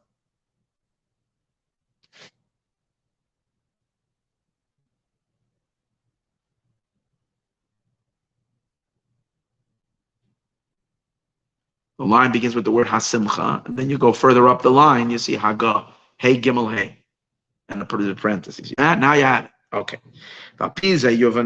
Based on this, we'll also understand Gamke Masha Omar Abba Binyamin. There was a great sage, his name was Abba Binyamin. And he said that all his life he prayed that al tfilasi shetehe smucha l'mitasi, that my prayer should be right next to my bed. What does it mean? It means that immediately when he wakes up in the morning, he should pray.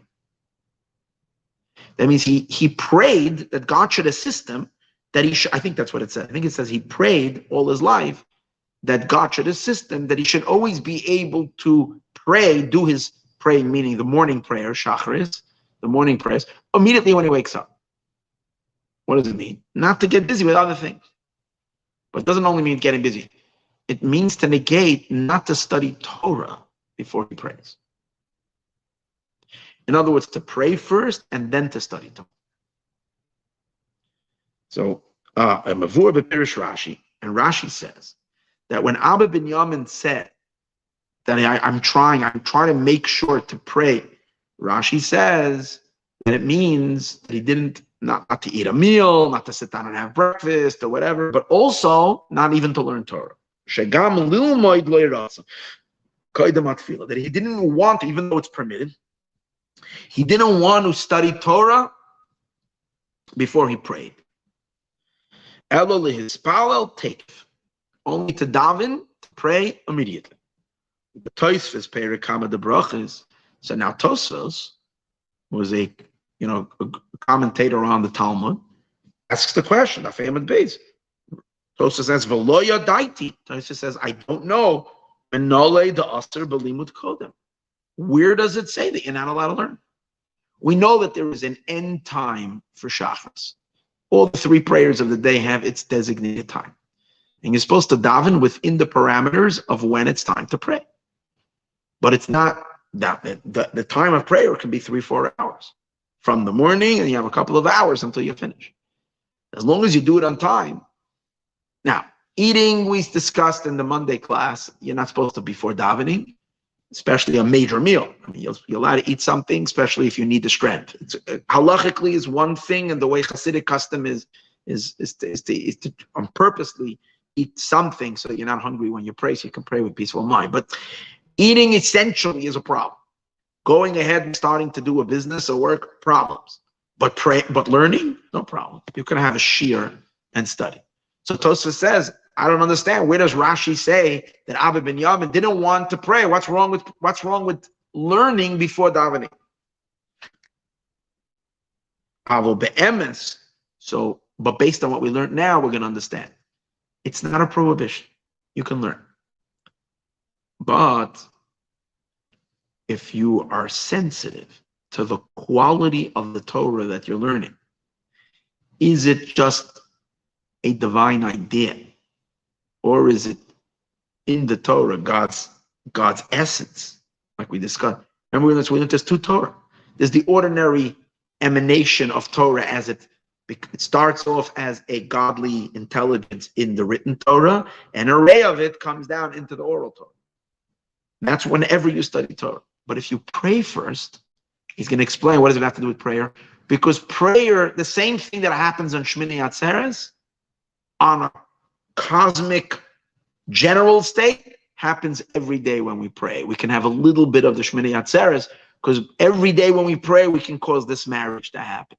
And if you've caused the marriage to happen, then the Torah you're learning is the intimacy of this energy, not the external energy. So why in the world would you want to learn before you daven?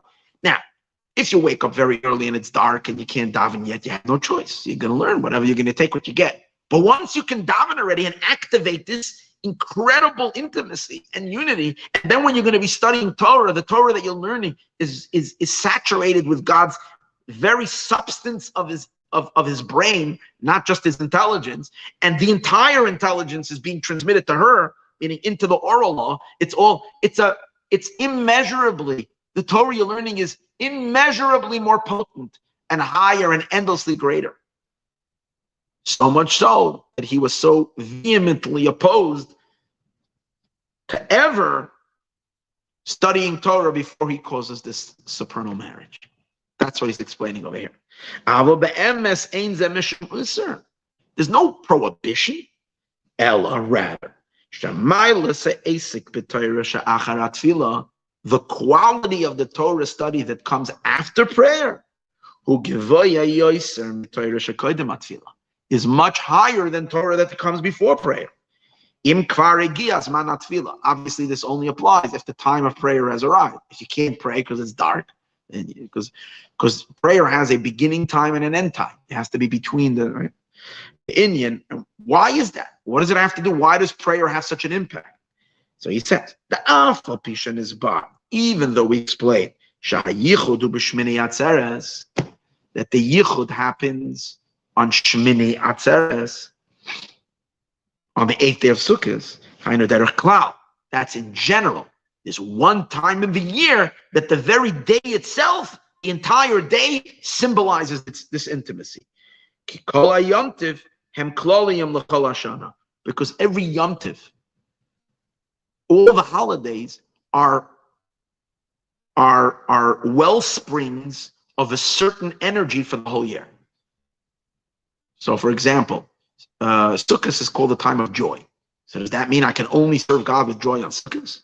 No, we're supposed to serve God all year with joy. But from Sukkot we derive the joy. Rosh Hashanah is the time of fear. So does that mean we don't fear God all year long? We do. But from Rosh Hashanah, it's the reservoir for fear. So the reservoir for the intimacy is Shmini Atzeres. But we can have some of it daily. And that's but more specifically, it is known in the writings of the Ari that in the prayer of every day, the prayer is the yichud of male of zun, which means male and female of the divine. These are the two Torahs. The written Torah and the oral Torah get married through the Sivuk every day when we pray.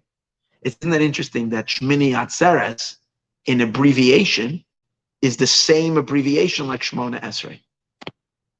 Like Shin Mem Ayin. I just noticed that when it because both of them have the same, even though it's just an abbreviation. But Shin Mem dot and two commas on the top, two apostrophes, with the word with the letter Ayin afterwards, is both Shmini Atzeres and Shmona Esrei, because they have the same inyan.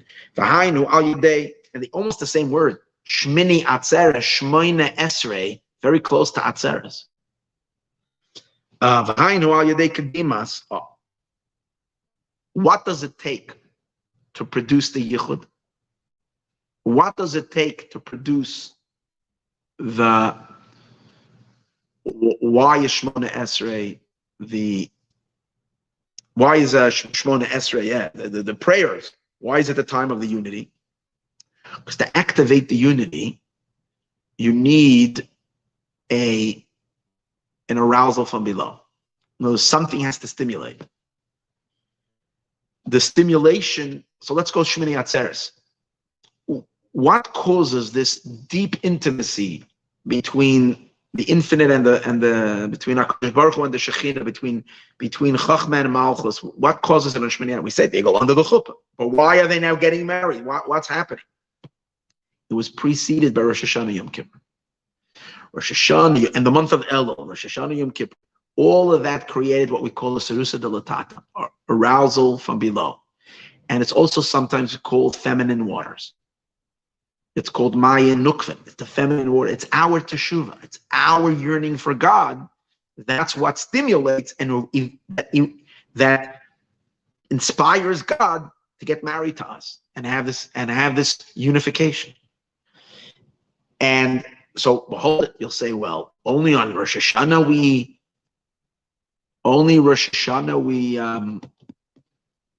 serve God, and only Rosh Hashanah we yearn for Hashem. We yearn for Hashem all year long, not just Elul, Rosh Hashanah, Yom Kippur, the 10 days of repentance. We do it all year. No, but there's a very big difference. In order to stimulate essence, only essence can stimulate essence.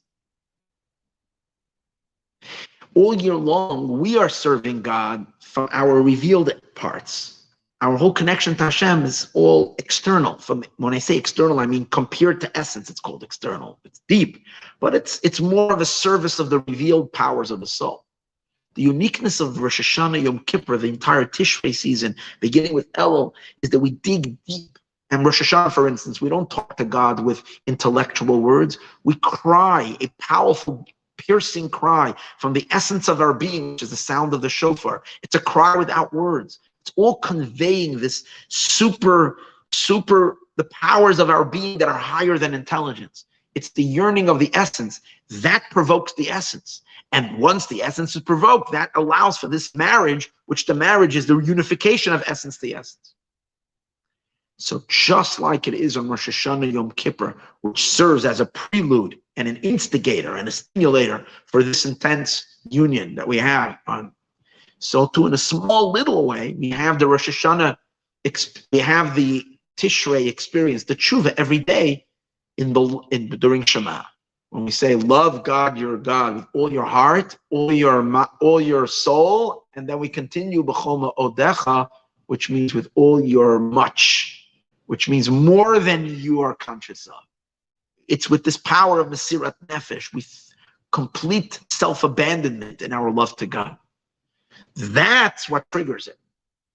When we say the Shema, this is what awakens. This is what draws the chuppah for us. And once we have the chuppah, we can both get under the chuppah, and then we can experience such an intimacy.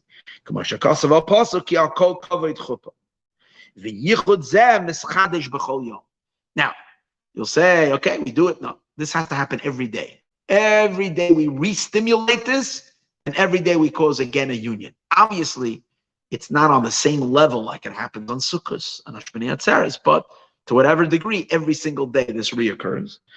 Why do we have to do this every day? Because every day we have new potential to stimulate such a deep union. Why? Because every day we become a new being. Every day we become newly recreated. And we are. Why is it so meaningful for God, our daily service? As we discussed, and we're going to see later in the part we're going to learn next week, Bezrat Hashem. What really is most exciting to God is when we take what really gets him attracted to us in the first place. Why? He's infinite, he's bound. He enjoys unmeasurably it's entertaining them. It literally causes deep laughter by God, whatever that means, when we take the dark substances of our lives and figure out how to serve God with them.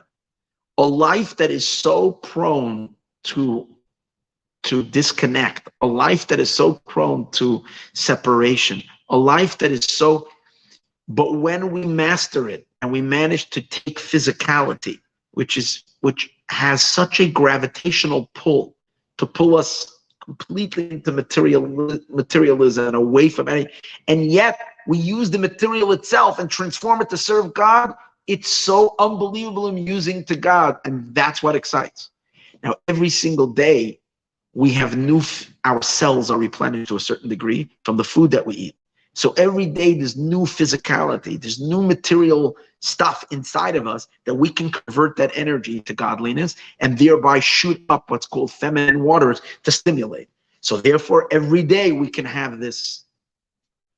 Every day we can bring about this intimacy. And every day we need to bring up this what's called man, feminine waters. From that which we picked up, from the refining elements that we pick up from the klipa.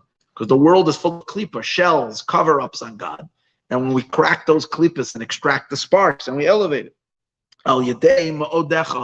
through this infinite surge of love to Hashem, which then creates the flaming fire, the sag of Samach Gimel.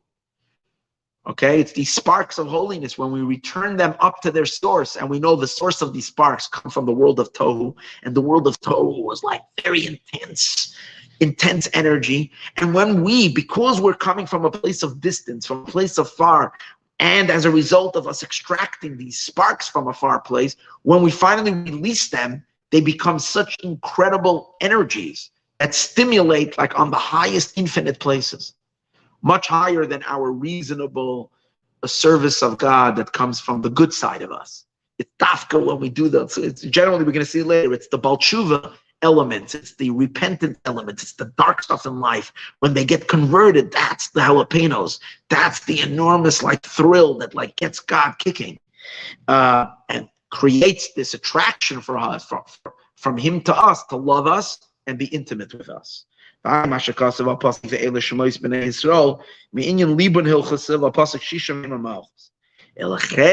therefore,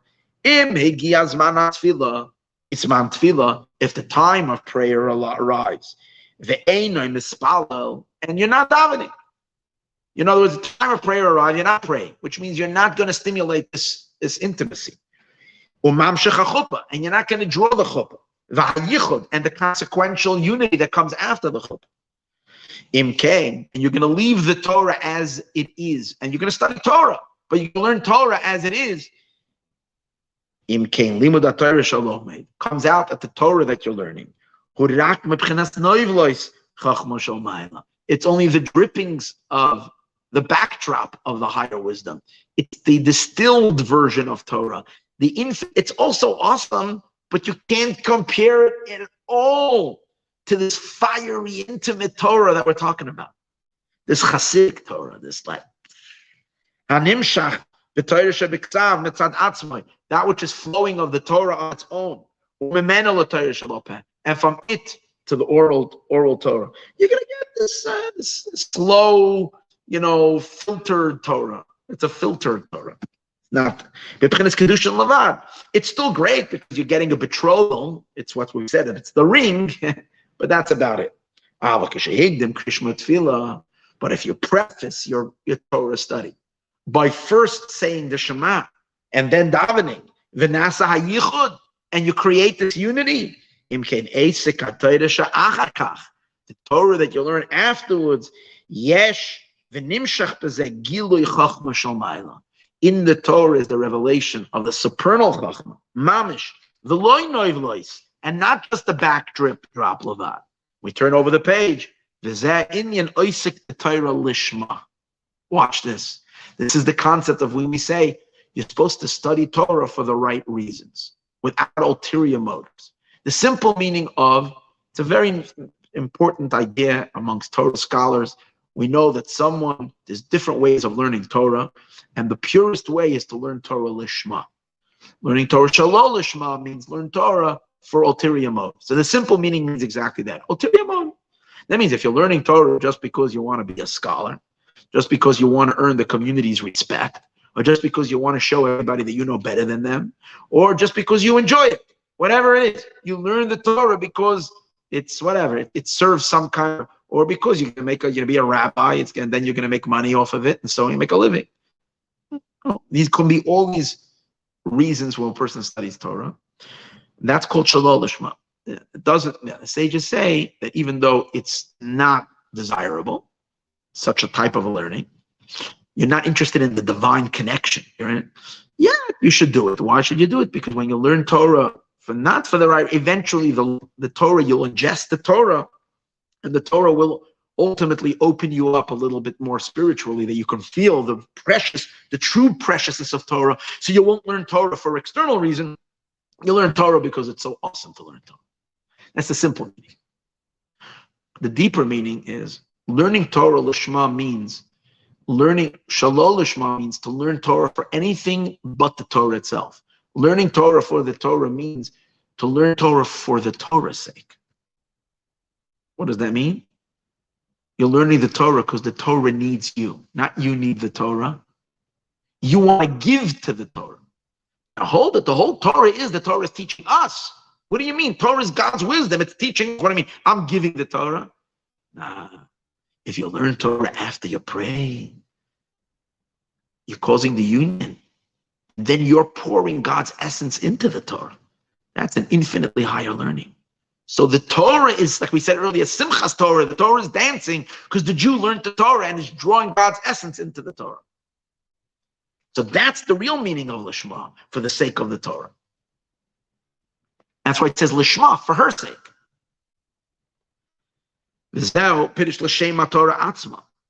And that's also the meaning what the sages say, that you're supposed to make a blessing in the Torah. Before you study Torah, you're supposed to say a blessing. Simply, it means you're supposed to say a blessing. You're not allowed to learn Torah without a blessing. The deeper meaning is, a blessing means to draw down, to open up a flow. Baruch Hu b'Torah means to bless the Torah, means to draw light of the divine, not the light, the essence of God. Torah is divine, but it's a divine emanation. You want to join the divine essence. Let God's essence flow in the Torah. Baruch Hu b'Torah tchila. And like it says elsewhere on the verse, God says when you're learning Torah, God says it's so sweet. Your voice is so sweet and pleasant. Why? Because it's talking about this type of learning. Because when the Torah is studied on this level, there is such pleasure in the Torah. It's just like we said before, in an intimacy is infinite pleasure. It's in God's intimacy, it's boundless, infinite pleasure. Gilui tainu ge'elyon, the revelation of the supernal pleasure, hamalubish b'chachma shel ma'ila, which is clothed in the concealed chachma, kenoida, which is so much greater than any kind of intellectual type of Torah. From over there, we'll be able to understand. So this was the add that I added on. Now we'll go back and we'll learn the meaning of the words now. Why on Shmini Atzeres we say Mashe Varuach Umoyrid HaGeshem. This essential transmission of God's essence into the Torah and of Hashem's essence of His wisdom, His essence of His intelligence into the Torah, how it's contained in the words Morid HaGeshem. That's what Vizeh Inyan Morid HaGeshem. And this is the concept of the rain comes down. We start saying in a Shmini Atzeres. We don't end, we continue, which means we can continue this deep Torah throughout the year. Like we just learned, we can do it every day to a certain degree. He's now going to show how it is compared to actual rain. We were saying that rain was just a symbolic entity of symbolizing the procreative substance, the semen or whatever. Now he's going to show you what it has to do with actual rain as well. Because when rain comes down on the earth, rain reflects the same idea of the juice of life. Why? Just like from a seminal drop of a human or an animal, whatever it is, creates a baby. What does the rain do? The rain is it says the sky, the heaven is the husband, and earth, everything in the world is male and female. So the heaven is male and the earth is female. And they have an intimacy. And the rains are the transmission of the heaven to the earth. And what happens? A baby is born. What are the babies? All the plants, all the food that we eat. Everything that we eat, all new birth, new life. It's coming from this transmission of husband and wife. Satiates the earth, and makes it be born. It gives birth like a woman giving birth. That's one reason.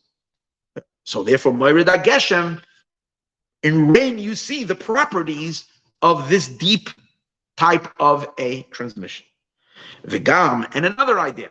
One of the things about rain is drawn drop.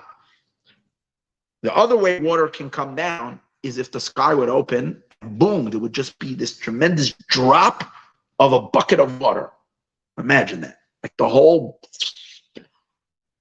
Imagine someone on the roof when it's rained. The other day I went into a building just 2 days ago when it was raining. And as I went, like a puddle off the roof, almost like the whole puddle hit me. Actually, it wasn't as bad, but I got like a shot of it was more than what you feel when rain is falling on you, because rain is drip, drip, drip. This was like a piece of water, a chunk of water. So when God delivers the rain, He doesn't deliver it as chunks of water. He delivers it as little droplets. I know but what does that? That's because there is a certain power of Gevura. It's God's might that is involved. You would think if it's mighty, it should be like taking a bucket. No, might means restraint. So it's the restraint that God holds back it allows for the water, like in plumbing, you can have a shower and the shower can go, but you put a shower head. And what does a shower head do? It takes the otherwise flow of water that is not droplets, it's just one flow, which would be too much, it would like hit you like really strong. And then it comes through the little, which is basically a strainer. What the strainer does, it holds the water back and splits it into the tiny little pieces of water, crumbs of water, which is where you get the spray. So that's how rain comes. So there is the power of Gevura. From it comes the Ischalkus. And that is why we find that even in biblical terminology, rain is sometimes called hair. Sa'ara is the hair. Where do we find that in Parshas Hazinu? Second to the last Torah portion. Moshe says, when he's singing the song, he says, let my words be kiseidim alei desha. Simply means like light raindrops on grass. Kiseidim means light raindrops al grass. What does he use the word seirim? Seirim is the same word like se'ar, like which means hair. Like hair, because just like hair is also a energy from the brain, but the way it comes is, we spoke, in each individual hair is a tiny little bit, and we know that each hair has its own hole in the head. Not hole, it has its own minuscule little ditch where the hair comes from. And I call it hair follicle. I'm not exactly sure what they call it. Shekenu gam kein sa'aris harosh. Like the hair of the head, kol echad gum b'fnei atzma. Each one has its own little insertion where the hair goes. Which comes to be Gemara, as the Talmud says. So what is this telling us? That the same is, we're talking about such a powerful, enormous, incredible, incomprehensible transmission of God's essence. If it would come to us as is, it would completely destroy us, overwhelm us. So the way it has to come to us is by a tiny spigot. It's so powerful. It's so enormously potent. It can't come. If it would come, the only way it can be received, and you see that in the creation of a child as well, when the man is pouring his essence to his wife, in a sense, he's giving his essence, it comes just as a drop. That's it. It cannot come as an overwhelming shower because that would be too much. That's the gevura, and that's also the. It actually is the transmission is with enormous power of restraint. It's a transmission, and it has a yet and a no to it, and that's the idea of the restraining. On one end, it's a chesed, it's a giving over. On the other hand, what's more powerful over there is the restraining of it, and that's what allows for this child transmission or procreative energy to pass on. The afapi, and even though. But he's asking a question, but he's going to be stuck with it. That's the concept of it having gevura. It's coming drop, the essence of God's transmission to us. But now he's holding.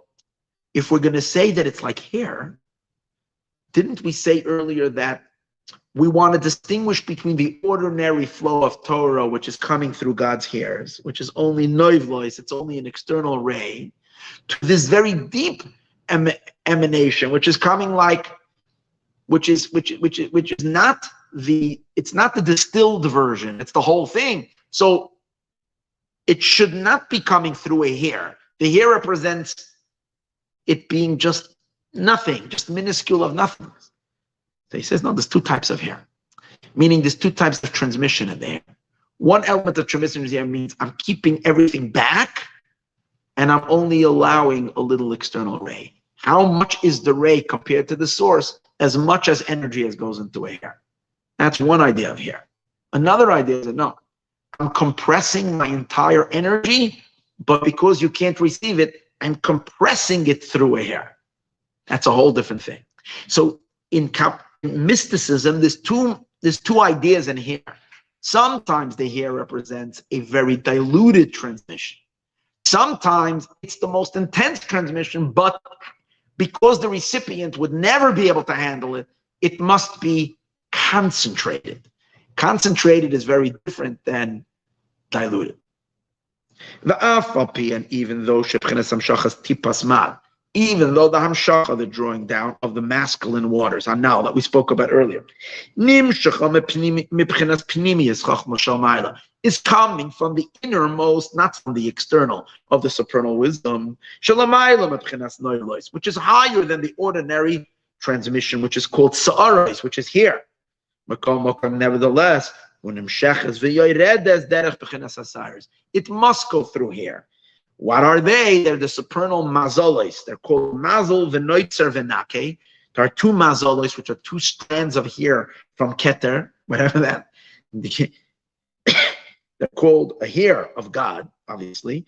I mean, obviously, when I'm saying obviously, it means it's so high, it's endless. But there's two of them. One is noitzer and one is nake. Noitzer is the hair from where chachma takes, and nake, noitzer is the eighth one of these 13 attributes of God. It's called Vinotzer. It means he guards kindness, Notzer Chesed. And with the word Notzer, we once learned many times, if you turn it around, you get the word Sinor. Sinor means a pipe. So the Notzer is the hair of God, which is the pipe through which the flow of energy flows. And the last one is Vinake. Now, like we say when we say Hashem's name, and the last word we say, so the word v'nake, which means and he cleanses. That's the last one, 13th. So the word nake also means a pipe, because when you turn the word nake around, you get the word kane. Kane is a reed. So you got a pipe, a tzinar, and a reed. So it says like this: Chachma plugs in. Chachma, the revealed Chachma, the revealed Bina, are nurturing from two hairs of God, coming from the infinite. So Chachma is from the 8th, and Bina takes from the 13th. What's with the other 11 strands of hair? I don't know. Live wire. No one is connecting to them. Be careful. Whatever. Obviously, it's some force that's there. It's, even though it's coming through the air, it's, however, not the diluted energy that's called hishtal shalut, the reduced energy. It's coming. He's explaining it. He's from the Zohar behind Mazel and Talion. Chesed has two levels. There is the external of it, and then there is b'teich pnimiusai. There's the innermost. And that innermost, he says over there, is Pnimius Atik. We actually learned that Biur a few weeks ago. We're there. He also, I'm not going to go back to it, but Tagal Nafshi Belokai. Over there, he explained why by Tagal Nafshi, which was talking about the flow of energy that comes dafka by the shofar, which is so much higher than all the mitzvahs, it uses the word Elokai. Elokai means tzimtzum, because he explained, because from such a high place, it can only come through a narrow, because it's too intense. So it must be released just as a drop. So that's the other reason and comparison of it to rain. It's coming through these narrow channels, just like rain is like hair. And another reason, which is very similar to the previous reason. The thing about, even though it's coming drop, which represents restraint, there's another element to rain, and that is a powerful storm. In rain, you see Gevura, but two elements of Gevura. One element of Gevura is withholding. That's why it is what? Drip. It's a spray. It's not a deluge. The second element of Gevura regarding rain. Now, how do we know rain is associated with Gevura? We speak about rain in the second blessing, which is Ato Gibor. We don't speak about it in the first blessing, which is Chesed. Magen Avram is Chesed. The second blessing, which is Gevura, it's the main blessing of Yitzchak. That's when we speak about rain. But another element of rain is not only the restraint; it's also the power of rain. Because we'll feel the force of nature when the rain is coming. So that's indicative of this powerful flow of God's energy that is the real Gevura of, as he says, the Yardim Gevura. Kachgam ken amshacha now the kavish beisha. Is Gevura dati. What is so unique about a physical intimacy between a husband and a wife, what's unique about it is there's many forms of giving. You give, you share thoughts, ideas, you share money, you help people, your kindness, you run errands. It's all giving, but it's all like a very mellow giving. The giving that is very, very intense, the most intense form of giving that is with such desire and with such force is the giving in an intimacy. So it's gevura, because why? Because the essence is involved in giving. And that's another reason why it's called Geshem, because Geshem also is God giving with passion, with fervor, with excitement, with force. And all the way in this supernal meaning, Kabbalistically, it's called Gevura Da'atik Yomin. It's the Gevura element of the Ancient of Days, Hamalubechas b'moyach stima, that is enclosed in moyach stima, which is, remember, I'll remind you of this concept which we learned, the crystals of the Halad de Bedulcha, the dew, Bedulach dew. This is touching upon that. The oidzos, now that was already 3 reasons why it's so called rain. I was giving a 4th reason. The kamoi hisavas hageshem, just like the coming about of rain. How does rain work? The system of rain is that the first has to be a mist going up from the earth, a vapor. The wetness vaporizes, it goes up. And then it gets a little thicker of an and a cloud. And then through the cloud, that's where the rain comes down.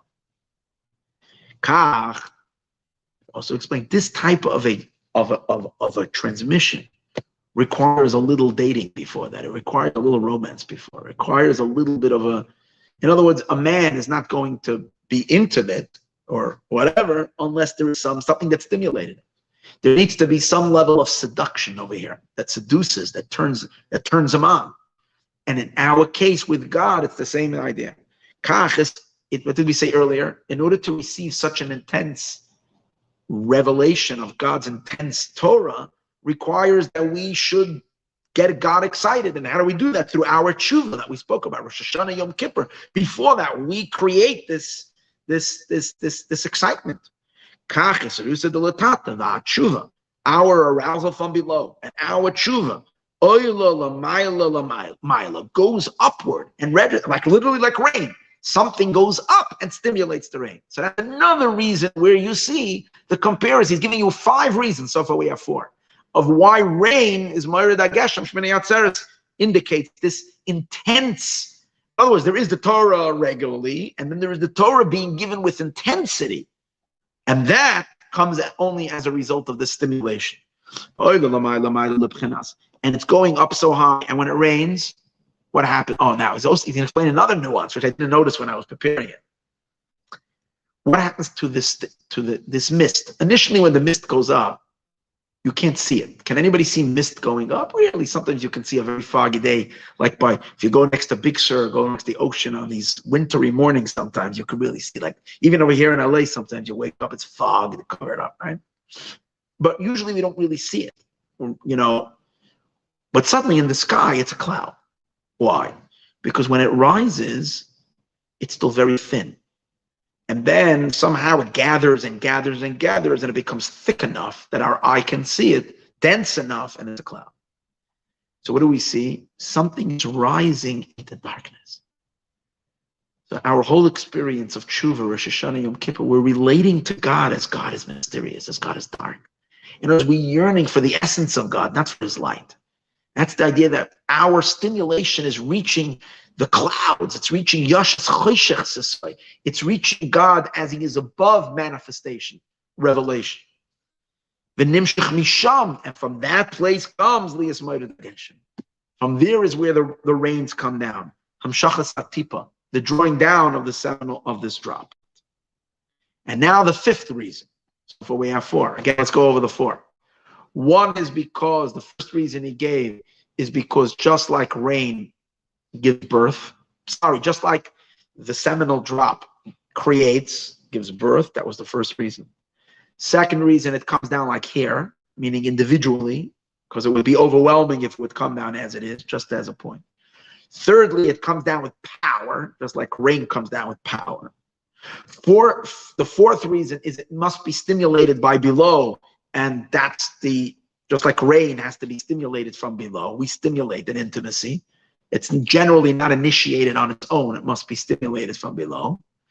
And fifth reason we're going to learn now.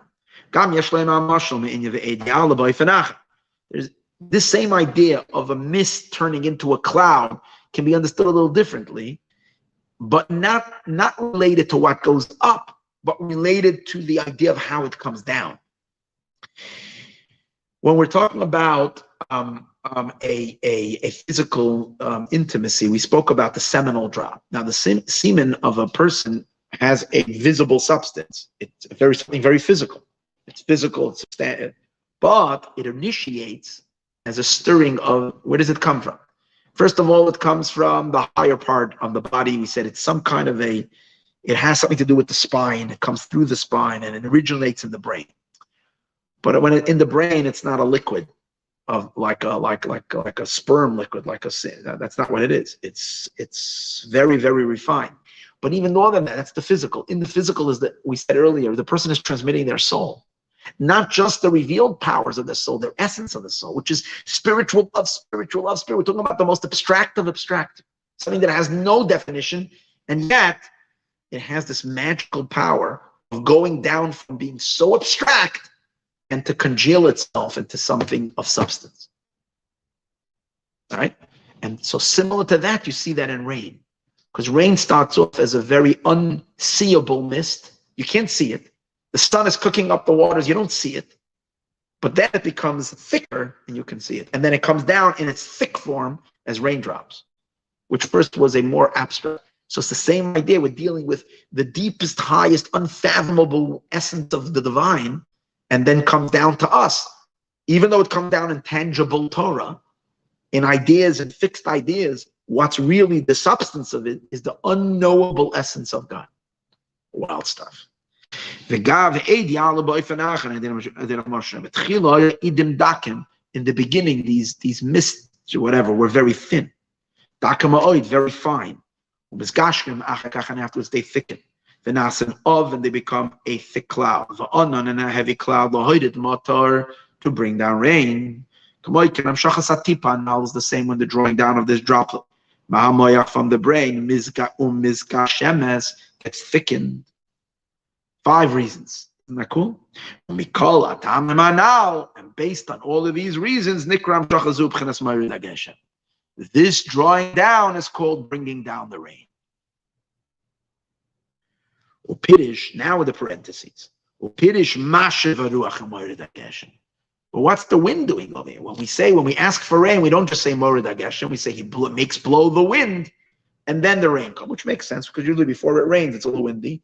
The winds blow in the clouds, and then it rains. But what is the spiritual meaning? So what he's saying now, I have no clue, but I'll read it anyways. In that mimer, the truth is, if I would have looked up the mimer, we taught this mimer, but this is like going back to Pico. This is at least 17 years ago. I don't remember so well. And on that famous mimer, I think that was the longest class we've ever given. I think it was 5.5 hours when we were teaching that mimer. In any case, it was like everybody was almost in body bags by the time we were finished. They were dropping like flies. Straight, without a break. 5 hours. It was a Hanukkah, 5 hours. It was 2 o'clock in the morning. We started at.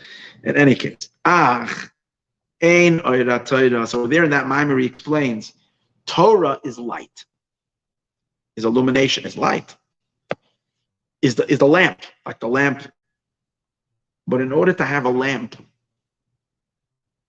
a fire, even what's higher than the fire needs oxygen. Without air, the fire can't burn. So therefore, spiritually, the air that surrounds the oxygen that feeds the fire is higher than the fire. And that's the meaning, he says, of the word avir. In Hebrew, the word for air, breathing air, is called avir. Avir is the same letters as Or, Yud, the light of the Yud. What does that mean? Yud is Chachma, is already light, is fire. Or Yud means the illumination to the Yud, what's light to the Yud, which is the Avir, which is the air. So as great as the Geshem is, which is the substance and the revelation of Torah, there needs to be the Das. Oh, that makes sense, because remember we said earlier that in order for a marriage to happen, there has to be something that stimulates the drop to be transmitted, and that's the Das. The sages say, "You mean Das? If there's no Das, there's no physical excitement." The Chazal use a term, "En kushi el das." There can't be an excitement in the male to only through a focus, only through das. So the das comes even before, and even in a sense deeper even than the actual transmission itself. So over there he explains that as high as the Torah is, the mitzvahs create this, are rooted in the das element of the keter that is even higher than and that's why the meaning is ner mitzvah v'torah or. You need a mitzvah, which is the lamp. The lamp includes also the oxygen, the air space in the lamp. The lamp is not just the fire, the lamp is the cup, which has the space of the air inside of it to provide air and oxygen for the fire. So that's what we are asking for, even though we're saying Mashiv Morid Ageshem, we say Mashiv Ruach. Ruach and Avir is the same thing. It's the wind, it's the air around it. Ela Yedei Ner Mitzvah. Or Avir Saviv Or. It's air that goes around the flame.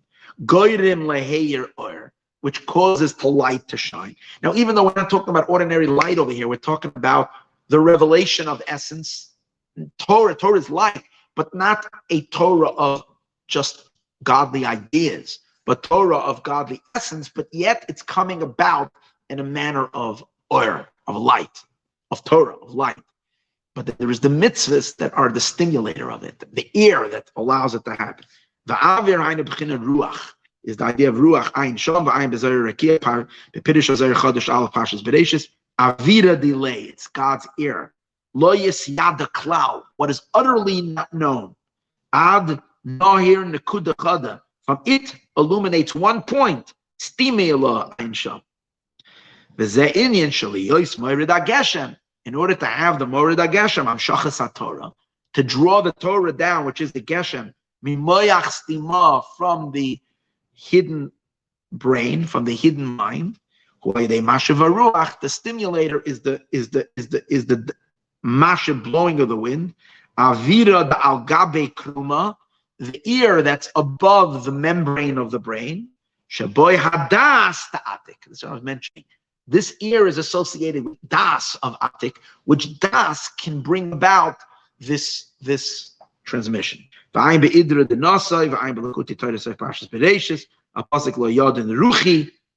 mentions, my spirit will not be on man. When you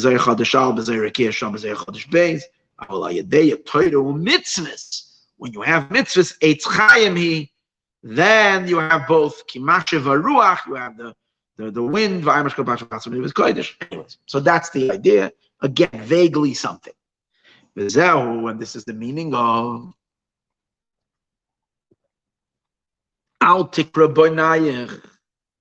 we go back. We can't stop reading this line this year. Don't read it, children. Now remember, when we learned the whole discourse on this 3 months ago. Spent a whole bunch of weeks on it. And in this discourse of Torah Tziva Lanu, he brought that concept as well of Al Tikra Banayach Elo Boynayach. Now let's see. Here here's pretty simple. The verse says, Shalim Rav La'avi Sarasecha. What is it? No, before that. All your children are students of God. So the sages say, don't read it your children, read it bonayach, your builders. So what does that mean? Simply, bonayach is referring to the Jewish souls, which are called children of God. But we're saying the souls play a bigger role than just being children. They are the ones who facilitate the marriage between the Torah Shabbat, the written Torah, and the oral Torah. They're the ones who cause. They're the ones who stimulate. What did we learn earlier?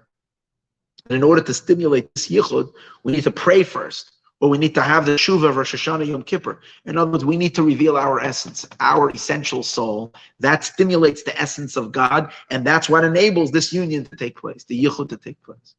So that's hinted to in the meaning of bonayach and boinayach. Bonayach is the fact, the world of the woman, the world of Malchus, the feminine Torah is called construction. Because it says by Chava, when God made Chava, when God made Eve, he says, Vayiva nesatzela. He built up the rib. He built her, he constructed her. And she's also the source of creation of the worlds, which the worlds are called a city. The worlds are called an empire, something you build. Now, since the Jewish souls are the ones who caused the Torah Shebiksav, the written Torah, to transmit to the oral Torah, so we are called the builders of that world. Especially if we're not just allowing it to transmit on the lower level, but we cause a total marriage between the two. So the transmission is for sure building her up, building her up that she receives the essence of God's wisdom. It's like on a whole. But if that's the case, why didn't the Torah just say, why didn't the verse just say, Boinayach? It says, Sholem Rav. I'm sorry, it should have said just v'chol boinayach l'mudei Hashem. Those who study Torah are bonayach. What does it say bonayach? The sages say don't read it bonayach elo boinayach. They read it deeper. The answer is, in order for us to accomplish bonayach, it can only be by someone who is bonayach. In other words, only because we're children of God, which means we have this essential bond with Him, are we able to touch His essence and stimulate it and bring about this union. Yidden are the people who build up, and they draw forth the Torah Shebal, the oral law, mibchenas Torah Shebiksav, from the Torah Shebiksav. Building Malchus is called the Bonayach. That's why we also refer to Kabbalistically that the Rosh Hashanah, for instance, we say there is Binyan HaMalchus. We're building his kingdom. It's Binyan. It's building. What's their power to do this? Lefi shehem banayach. Now, in the Likutei Torah, it's printed wrong. It says lefi shehem boinayach. The power for them to do that is because they are boinayach. Thank God, when I read it, I said, nope, that's not what it's saying over here. It's lefi shehem banayach. They can do boinayach because they are banayach. I right away sensed that, but the problem is that this Likutei Torah that we have now is already a very edited version, and it's supposed to have fixed all the mistakes. And if there's a mistake, there's always in the back, it tells you, but there's already a sign to it. And over here, I checked in the back, nothing. And I was sure that I was feeling pretty sure that I'm right. But I couldn't argue on the book, and I didn't want to stop messing around. So that's what's prompted me to go look in the back where else this mimer is written. And that's what showed me that it's written in Ora Torah Bereshis over here. I looked around and I found it. Bingo. Usually there's a lot of mistakes here and no mistakes here. So I was so excited, I can't even tell you how much, to go get a pen and write in exactly what has to be Boinayach, and that's all I found over there. So that at least someone knows that we learned this book over here. Not only that, but we wrote little agoras over here. It makes me feel very good. Now the reason we have the power to do that is lefi shehem banayach, because we're children. And sheshasham gam came zivu gufni. How do we have power to activate God's essence? Because we're his children, and children come from the essence. Remember we said earlier that the quality of the souls over the angels are created by God's ideas. Souls are created from God's essence. We mentioned that earlier. That was the crazy idea, why souls have this, because they're children. So because we are created from, and that's called, in the Zohar, that's referring, angels also are created through a union. But it's called a spiritual union. It's called the union of a kiss. When a couple are kissing, there's also a transmission of energy. but it's called external because they're just passing breath to breath. Breath, but not substance. Only in the physical union, that in the physical intimacy, that is a transmission of essence. So in the divine, these two elements exist as well. To create the world, there's also a unification of the attributes. But that's external, it's a kiss. It's a transmission that's considered external. It's similar to what I was talking about, a teacher teaching student. It's also a type of a communication, but it's just external compared to the essential bond that gives over in this tipa, which is the drop that comes from the innermost of the moich. And that's why the sages say Yisrael olu b'machshava, that the Jewish souls have risen in God's thoughts. And what is God's thought?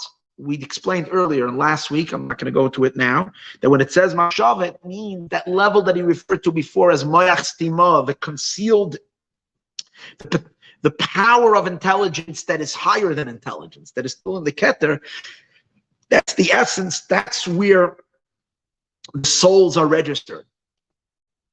So if we're registered in essence, we can stimulate essence. What does it mean in machshava? And therefore, it is in their abilities to draw down this hamshacha from the innermost of the hidden chachma, in the written Torah and in the oral Torah, like we said earlier. And this is the meaning of, now we come around the last bend. And this is the meaning of Torah Tziva Lanu Moshe.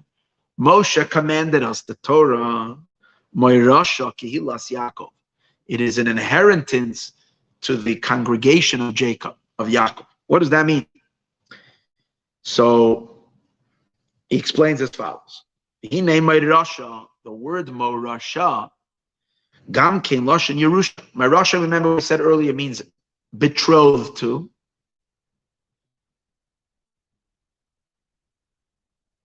And in that sense, we can read the verse like this, before we begin with his explanation. Moshe gives us the Torah. The Torah in its original form, that Mu'urasa Kihilas Yaakov. The Torah that is in a state of betrothal. Because that's how Torah comes. Moshe gives the Torah, in which the Torah Shabbat and Torah Shabbat is are betrothed one to another. That's the sages say, don't read it Moirasha, which means inheritance. Read it betrothed. Okay. Or a little deeper, we can say. Torah Tziva Lanu Moshe means Moshe connected us to a deeper Torah. Moshe connected us to the Torah of essence. To who? Moirasa, because the Torah initially is only betrothed, and now through Moshe Rabbeinu Tziva, through this bond that Moshe is empowering us, we can deliver into the Torah to take her from being betrothed to fully married. But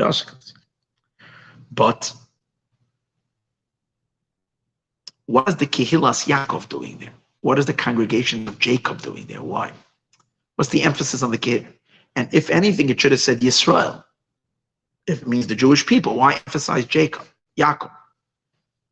So he's saying, in order to activate this union on such a high level, we spoke earlier, that the soul needs to first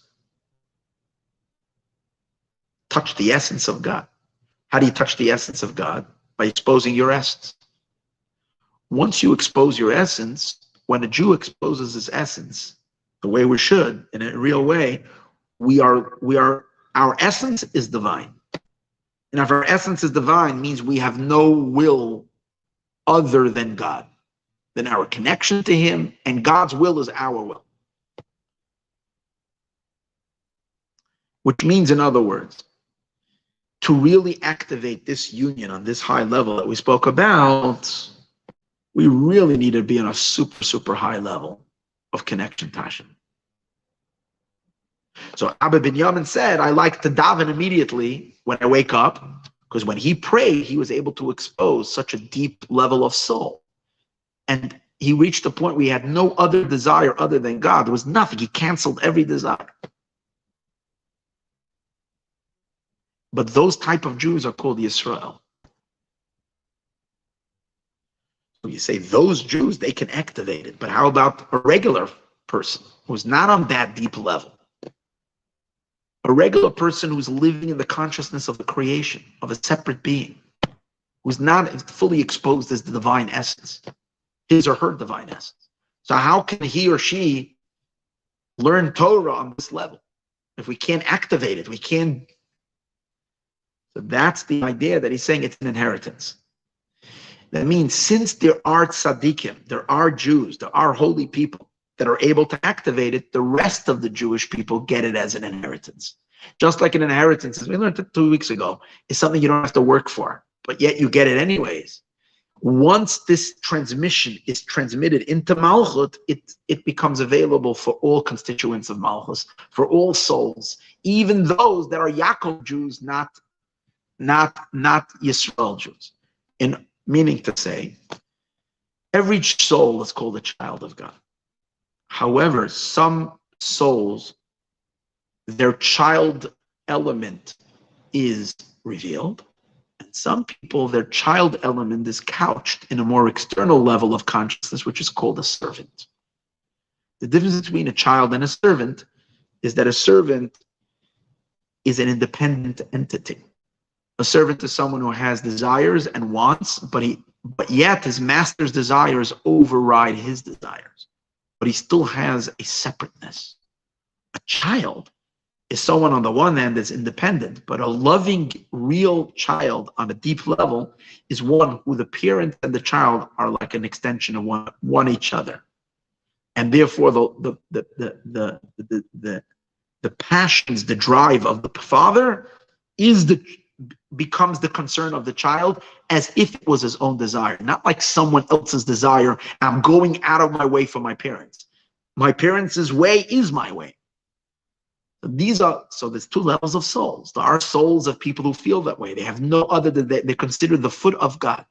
They are in a level of, so those souls, obviously, in their total, when they melt themselves away into God's infinite truth, they can be stimulators of such a deep essential bond and cause such an essential bond. But what happens with the rest of the souls, those that are operating just like servants, also good Jews, they want to do the right thing, they want to keep the mitzvah, but it's in a way where there is conflict, and they still experience in themselves with an identity of otherness outside of the divine, a much lower level. Yet they receive it as an inheritance. Usually Yisrael is referring to this higher souls that are called children, and Yaakov is the lower souls that are called servants. Shema Elai, listen to me, Yaakov Avdi, Yaakov my servant. It's the difference of the way we are during the week and the way we are during Shabbos. In the week, we're all servants, we're Yaakov Jews, and Shabbos, we are elevated to a higher level of consciousness, Neshama Yasera, and that is the level of Banim, level of a son. The Inyan and the idea is as follows. There are souls that are called children to God. That's the higher level of neshama, called Yisrael, Israel. Why? You have already overpowered the forces of Elokim. Elokim is what makes the world feel apart from God.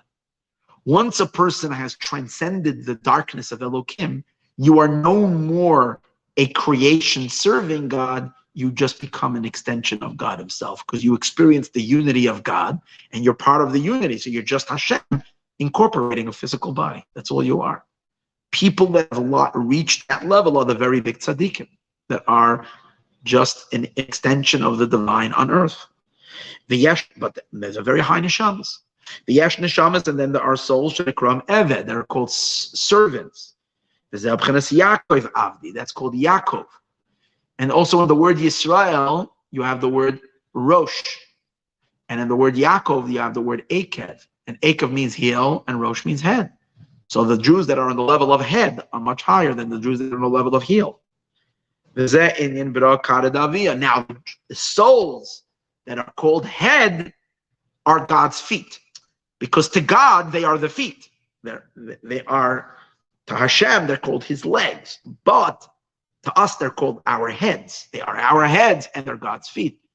Which means, what does it mean, a foot? A foot is an extension. If you have a desire, your feet are not submissive to your desires, your feet are part of you. What you want, your feet want. It's automatic. So there are people whose God's desires is their only desire. Shabbatul mamish kebitul aregel. They are literally batal, like the nullification of the leg, legabe rosh, to the head. They have no other desire at all. Upirish bira kara, and what does it mean then, leg? The netzach hod yesod. Why is it called leg? Because it's the netzach hod yesod of Abba ve'ima. Chachma bina moichin leza are the mochin to leza, and these neshamas are called neshamas of ze'er ampin, the neshamas that are children. Another idea that we have to quickly say over here is that these two types of souls are not just based on choice that we choose. We're born differently. Our higher souls, the higher souls are more attributed to the ze'er ampin. The lower souls are attributed to malchus. All neshamas come from a unification of za and malchus, male and female. But there are souls that are more a byproduct of the male, which is HaKadosh Baruch Hu, and there are souls that are more a product of Shechina. The souls that are more a product of Shechina, Shechina is the source of creation of time and space. They are far more bound by time and space, and therefore their consciousness is always a consciousness of separation.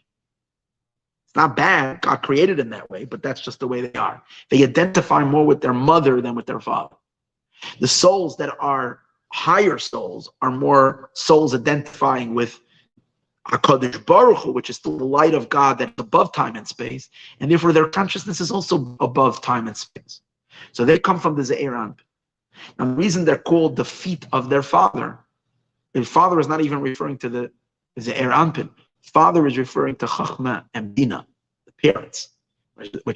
But the feet of Chachma and Bina, the Netzach Hod Yesod of Chachma and Bina, is what shines in Ze'er Anpin. And since these neshamas are part of the Ze'er Anpin, that means that they are the feet of Chachma and Bina. Now, but so what do you see about the feet? Once we've established that they're the feet. Now, feet can do something to the head. What can feet do to the head? Feet can lift the head. Because if your head is at a certain height and your feet climb on a chair, then your head goes higher. Now your head can't pick itself up higher if the feet don't climb on the chair. Go on a stool, go on a stairs, go to the second floor, go to the third floor. So the head can only be lifted up through the feet. It's an amazing thing. The souls that are called feet of God, they don't have no other desire. They're totally an extension of Him, are able to lift the head up, which means the lift. Who's the head? Chachma and Bina. That's what we're talking about the whole time. That Chachma and Bina, the head of God, the head of the Adam, of the supernal, what we call the divine being, should be elevated to the infinite, to the essence, to the Keter. Who can do that? Those are the souls that are called feet. But then so they're the ones who can cause that, and as a result of that, draw down the Torah from such a potent high level. But what's with the rest of the Jews that are not feet? They're servants. They're outside of the divine. They can't. They can also experience it. That's what Moirasha Kehilas Yaakov comes to say. Just like the feet pick up the head,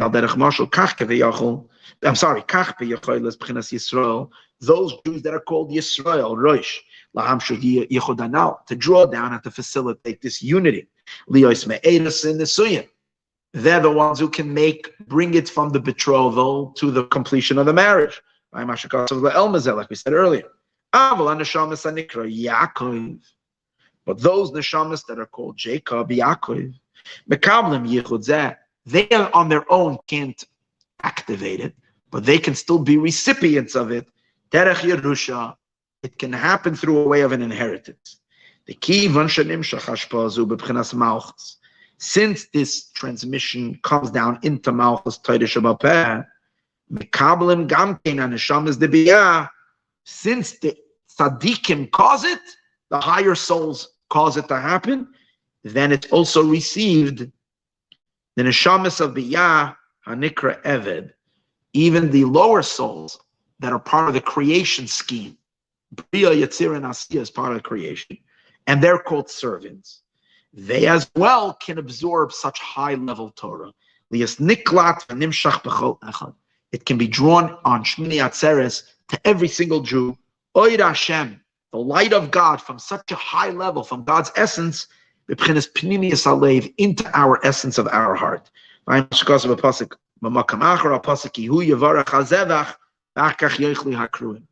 This is so interesting how I based my Monday night class on this verse. If you're going to see that we're going to talk about two levels of eating, which is also the two levels of souls. The lower level of eating where you're eating like a holy human, and a higher level of eating where you're eating like a divine being. Two levels of eating that we discussed. That was the whole concept of Monday's class. That there's a higher, in other words, you're eating, but your experience of food is from the creation looking in. You're looking in, you're seeking the divine, but you're a creation on the outside looking in. Another form of eating is when you're in the inside and you're looking from the inside out. It's a whole different experience. So we learned by Shmuel HaNavi, when Shaul came to look for Saul, King Saul came to meet Samuel. He saw girls going out to the well. He asked them, where is Shmuel? And they told him that he's going to be over there, catch him in his place, because he first has to bless the sacrifice, and then all the other invitees, everybody will eat after he blesses it. So we explained over there that Shmuel HaNavi was a much higher soul than all the other souls. His capacity was much higher. And when he was able to first bless and draw down and eat like a divine being, he was able to share it as well with people that are on a much lower caliber soul. Then they can eat. It's the same idea. It's a so geschmack how the two classes this week come together in such an amazing way, because we were explaining the idea that Avram Avinu was able to lift the angels up to eat. It says when the angels were eating, Avram stood under the tree and they ate. What does that mean? He lifted them up to be able to eat like divine beings. And early they could barely eat like angels, but that's about it. The eating like a divine being is only a soul can do that, and only very high souls. Avram Avinu was able to lift the angels up onto that level. So similar to that, what we're learning, the tzaddikim who can cause such high revelation, they're able to lift the ordinary Jews also into this experience. Similar to what it says over there, that when Shmuel benches the korban, he draws down this, even these people that are not on that level, but they're called and invited, they can also. And that's the idea that we learned, that a Rebbe can infuse this in his Hasidim as well. This level, being in a tzaddik level, being on a whole different experience. That's why the joy of Simchas Torah is not only for the great, big rabbis. The Simchas Torah is infectious to everybody, because everybody got swept up in this enormous godly revelation, because the tzaddikim share it with everybody else.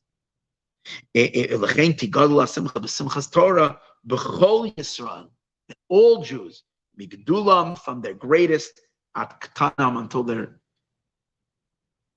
the smallest, and that is the explanation of Simchas Torah. Based on all of this, in Sif Hey, he explains the concept of how does this work with Eliezer, Eved Avram, with the story of Eliezer and Rivka, asking her to tilt over the thing, and he's going to explain why the dynamics of Rivka is very, very important in this whole story. But we're going to leave it for the class that Be'ezus Hashem I will give next week. God Almighty help that this last piece opens up for me as clearly as Baruch Hashem this opened up today. And be able to understand it and maybe learn it in Yerushalayim and the Beis HaMikdash already. We're already going to be pretty close. Might as well already be in the courtyard. All right, everyone. Take care. See you all. Okay, Be'ezus Hashem, then I guess I'll spill the beans, even though I didn't want to make this, I don't want people to bother me, but meaning just, yes, as you can keep these things private. Yeah. So Mashiach is coming. So the next recording, hopefully, next week is going to be in Jerusalem, not just because Mashiach is coming, it should be better, because I'm happen to be going to Yerushalayim next week, and hopefully we'll teach from there. And it's good, because Ki Metzion Teitzei Torah, Tvar Hashem Yerushalayim. From Tzion, from Yerushalayim comes Torah.